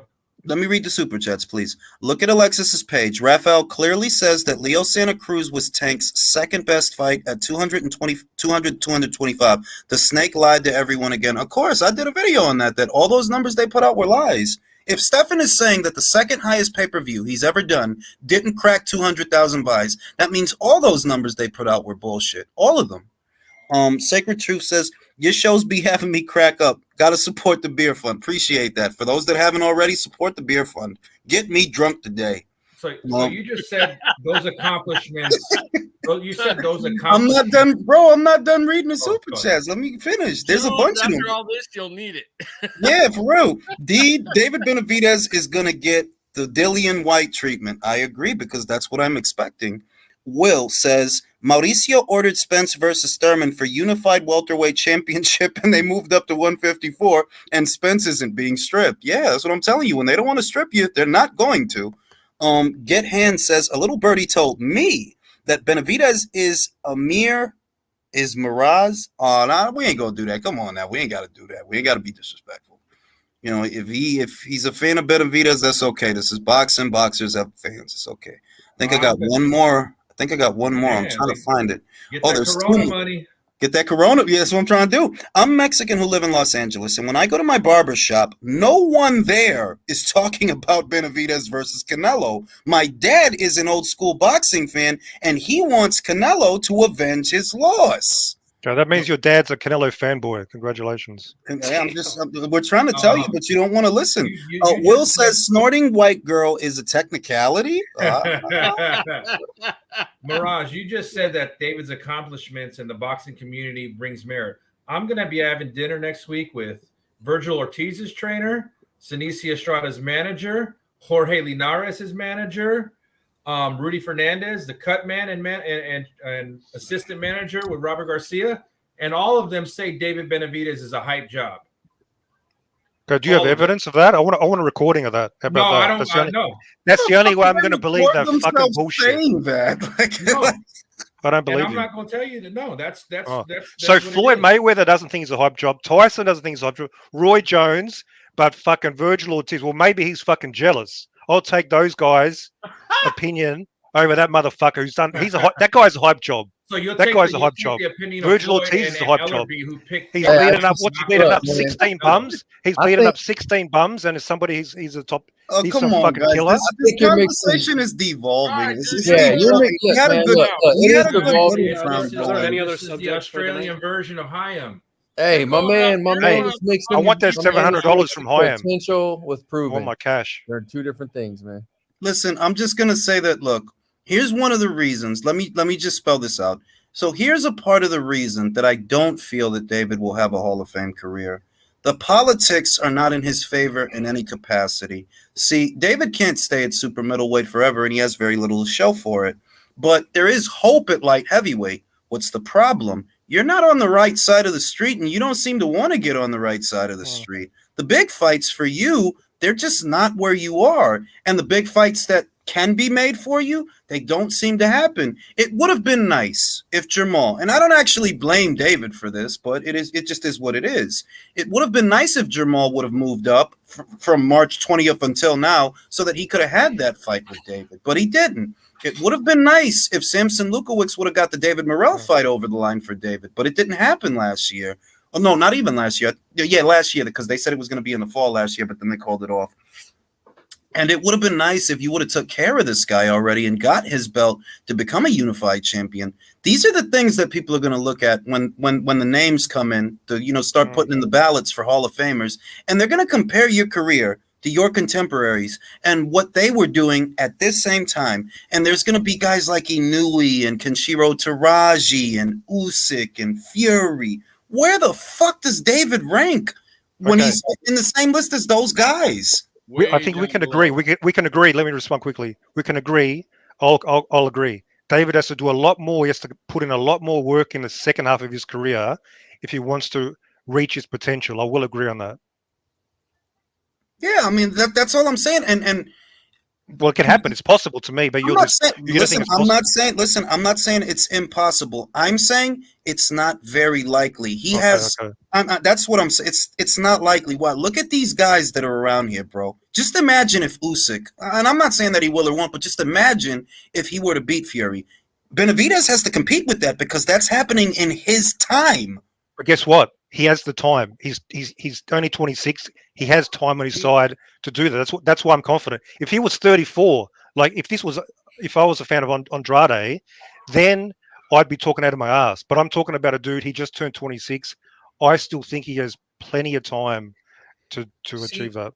What I'm confused by is that you yourself say that he has to do a lot more to get that Hall of Fame status. But how is that any different from the Canelo fans saying that David has to fight more people to really cement himself into that Canelo sweepstakes? It's the same argument. No, because one's a Hall of Fame argument, and the other is and if he fighting fights the best Canelo, guy in the he'll probably division. end up in the Hall of Fame. Yeah, but they're different things. David's already number one contender, et cetera, In that sense, he's done enough. But has he done enough to be a Hall of Famer? No, it's different things. To me, it's clear. I'll say this. Look, I'll say this. For example, Canelo's ticket is punched. It's punched. He's getting in the hall. When he retires, I know he's getting in the hall. I know you may not agree with me, but Crawford's ticket is punched. He's getting in the hall. Just off of the Undisputed, he's getting in the hall. But David, there's a lot of substance that's not there. What's working against him? And you may not agree with me, but You've been at 168 too long for me, to the point to where I'm waiting for it to blow up in your face. I feel like you should have moved up a long time ago. I don't know why you're still there. If Al couldn't get you the fights that you needed, like Charlo, like Morrell, and you're just now getting around to Plant, what I see is your dog. He's going to end up like Jarrett Hurd. It may not be this fight. It might not be this one, because I don't really trust Caleb that much anyway. But that's what I see, that this kid's – that's – big part of the reason also that I don't think he's going to have that kind of career. You need to move up. The beauty of Canelo's career right now is, Jules, he could beat Ryder, beat Bivol, and say, you know what, I'm done, retire, and nobody will ever mention when it comes time to induct him in the Hall of Fame, oh, you didn't fight David or Charlo. Exactly. Yeah, I disagree. I reckon a lot of people, that'll be an asterisk. Let me explain. The asterisk will be, you moved up to 168, and you spent like 4 years there, 8 fights, and you never fought the guy who was considered the best opponent in that division. Mirage, that'll be an asterisk. A lot of people. How is that not an asterisk? How is that not an asterisk? Wait, can I let me go, please. If you deny that, you're Mirage, fucking Mirage, you're come not on, being Mirage, rational. Mirage, be better than that. He wasn't there anywhere near that long. The super middleweight campaign for Undisputed didn't really start until the end of 2020 when he fought Callum Smith. He wasn't at super middleweight for 8 years. Rocky Fielding, when did he fight him? Yeah, but then he moved back down and fought Jacobs. Come on now. Okay, how long? Be how better long? than Okay. that. Then he went up to 75 and fought Kovalev. Even 3 years and fighting 8 fights, bro, without fighting the best guy, without fighting the boogeyman. How is that not an asterisk? All right. The reason they're not going to call it, the reason that they're not going to call it an asterisk, whether you accept it or not, is because what they're going to see is in the brief time, which would be towards the tail end of Canelo's career, because that's how they would look at it. What they're going to see is that, this kid unified this whole division that David was already in, and David never did that. And they're actually going to hold that against David. Oh, so it's gonna be David's fault. Okay, Mirage you're gonna is see. Mirage is like, man, Sugar Ray Robinson was a duck. He was a high job. He didn't fight Charlie Burley. That if This Canelo Yeah, that's the other thing. When people bring up Sugar Ray Robinson, even though most people that are aware of Sugar, they know that he didn't fight Charlie Burley, but they still consider him one of the greats. They don't base his whole career off of one fight that didn't happen. It's the same with Floyd. Of course, he didn't fight Amir Khan. And that would have been a good fight. And a lot of people voted that they wanted him to fight Amir Khan more than they wanted him to fight Chino Maidana. All the same, he's still considered one of the greats. Amir Khan, that guy already had losses. He was Bro, already knocked out. I'm not telling you that I agree with them, but you know that there are people that say that. You know that there are people that say he should have fought Khan instead of Chino. Canelo beats Bivol and retires. He goes out on top, avenging a loss. No one's gonna fucking bring up David Benavidez. They're gonna bring up, well, why didn't you go for Undisputed against Beterbiev? Well, you keep stating nobody's going to do this, etc. But again, to me, the people this matter. This You don't shows got the a Hall bias because of Fame vote. if you gave me this question, and I'm a Benavidez fanboy apparently, if Benavidez one day spends years in a division, say if he moves up to 175. And he didn't fight Beterbiev within 2 or 3 fights, max. I would accuse him. I'd call him out and say, you're ducking. You must fight the best guy in the division. That's the standard. And you guys are not using the standard as Canelo. This just shows you're fucking biased. Now let me read the super chat. I got to keep the lights on. We need Jermell Andrade winner versus Caleb David winner to decide who fights Canelo after Bivol. Now, I wanted to answer this. OQK said, what about Andre? He got into the Hoff. Let's talk about Andre. Andre was a 2-time unified Ring Magazine and Lineal champion. Now, I'm going to ask you, is Benavidez any of those things? Nope. Is he close to any of those things? Nope. Andre got in there. Of course Andre got in there, bro. Of course. Yeah, I have a question for Mirage. Okay. Do you think Salvador Sanchez got into that car crash to duck Arguello? Stop, bro. Okay, fuck with you right now, bro. Stop. Oh, damn. Oh, shit. Julius, even with Andrew Ward, nobody's talking about Bivol because it was the mandatory, right? for Well, week, technical, not really. See, Artur was the mandatory for Artur had to fight in an IBF final eliminator to become the mandatory, and Bivol was actually under orders to fight Badu Jack, not Andre Ward. He's under orders to fight Badu Jack for Jack's regular title. Jack vacated it, and Bivol got it. And then after Andre Ward retired, Bivol was elevated to full champion. That's how that happened. But neither one of the two were his, according to Hoyle, mandatory challenger at that time. Neither one of the two. And people weren't talking about Adonis Stevenson, right? No, they weren't. They weren't.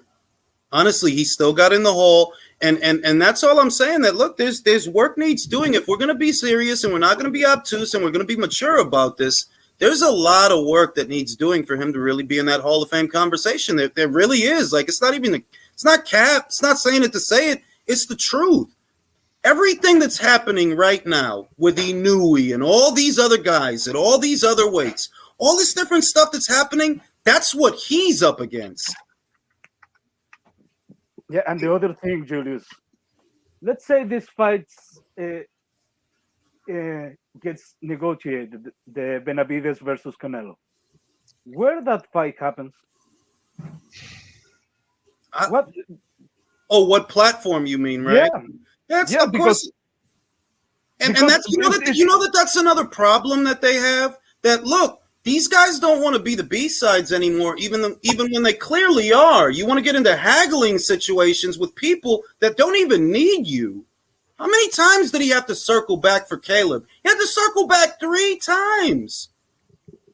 Well, if David really wanted to fight, he wouldn't have signed back with Samson. Exactly. Like, you were literally complaining about these guys like you were complaining that they weren't making the fights you want.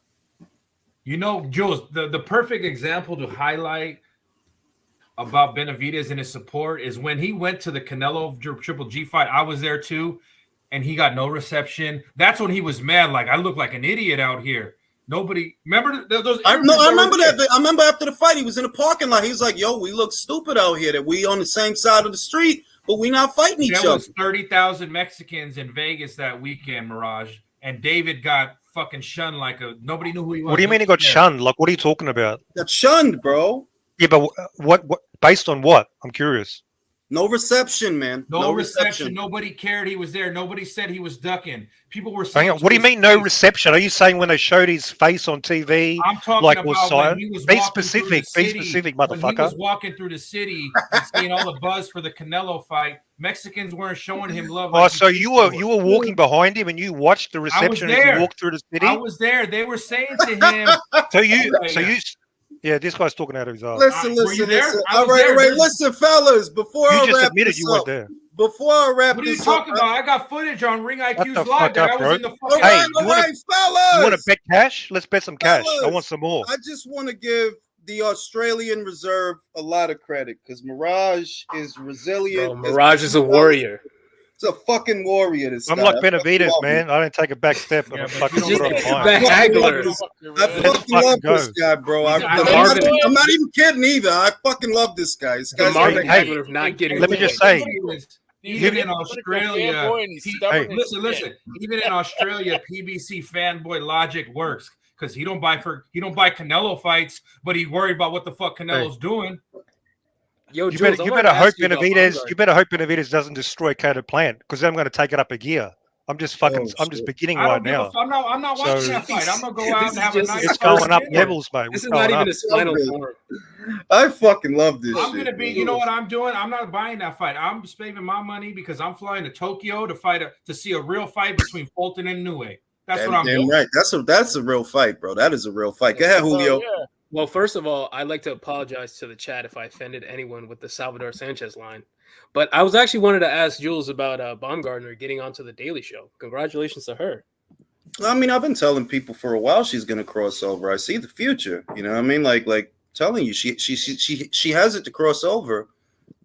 Mayer was with Top Rank for like what, five going on 6 years, and I'm like, bro, she ain't pop. Like she was with them for a while. When I saw that, I literally thought of Michaela because if you think about it, that should have been Michaela Mayer in that seat. Like the way she was being pushed initially by Top Rank, like she was supposed to be like almost like a female Sugar Ray Leonard type. Like she was gonna cross over and be on all the talk. The real problem with Michaela is that, and she's a great boxer, by the way, so I'm not even trying to down her, but what Michaela didn't have that Alicia did have was that highlight reel knockout that shocks the fucking world.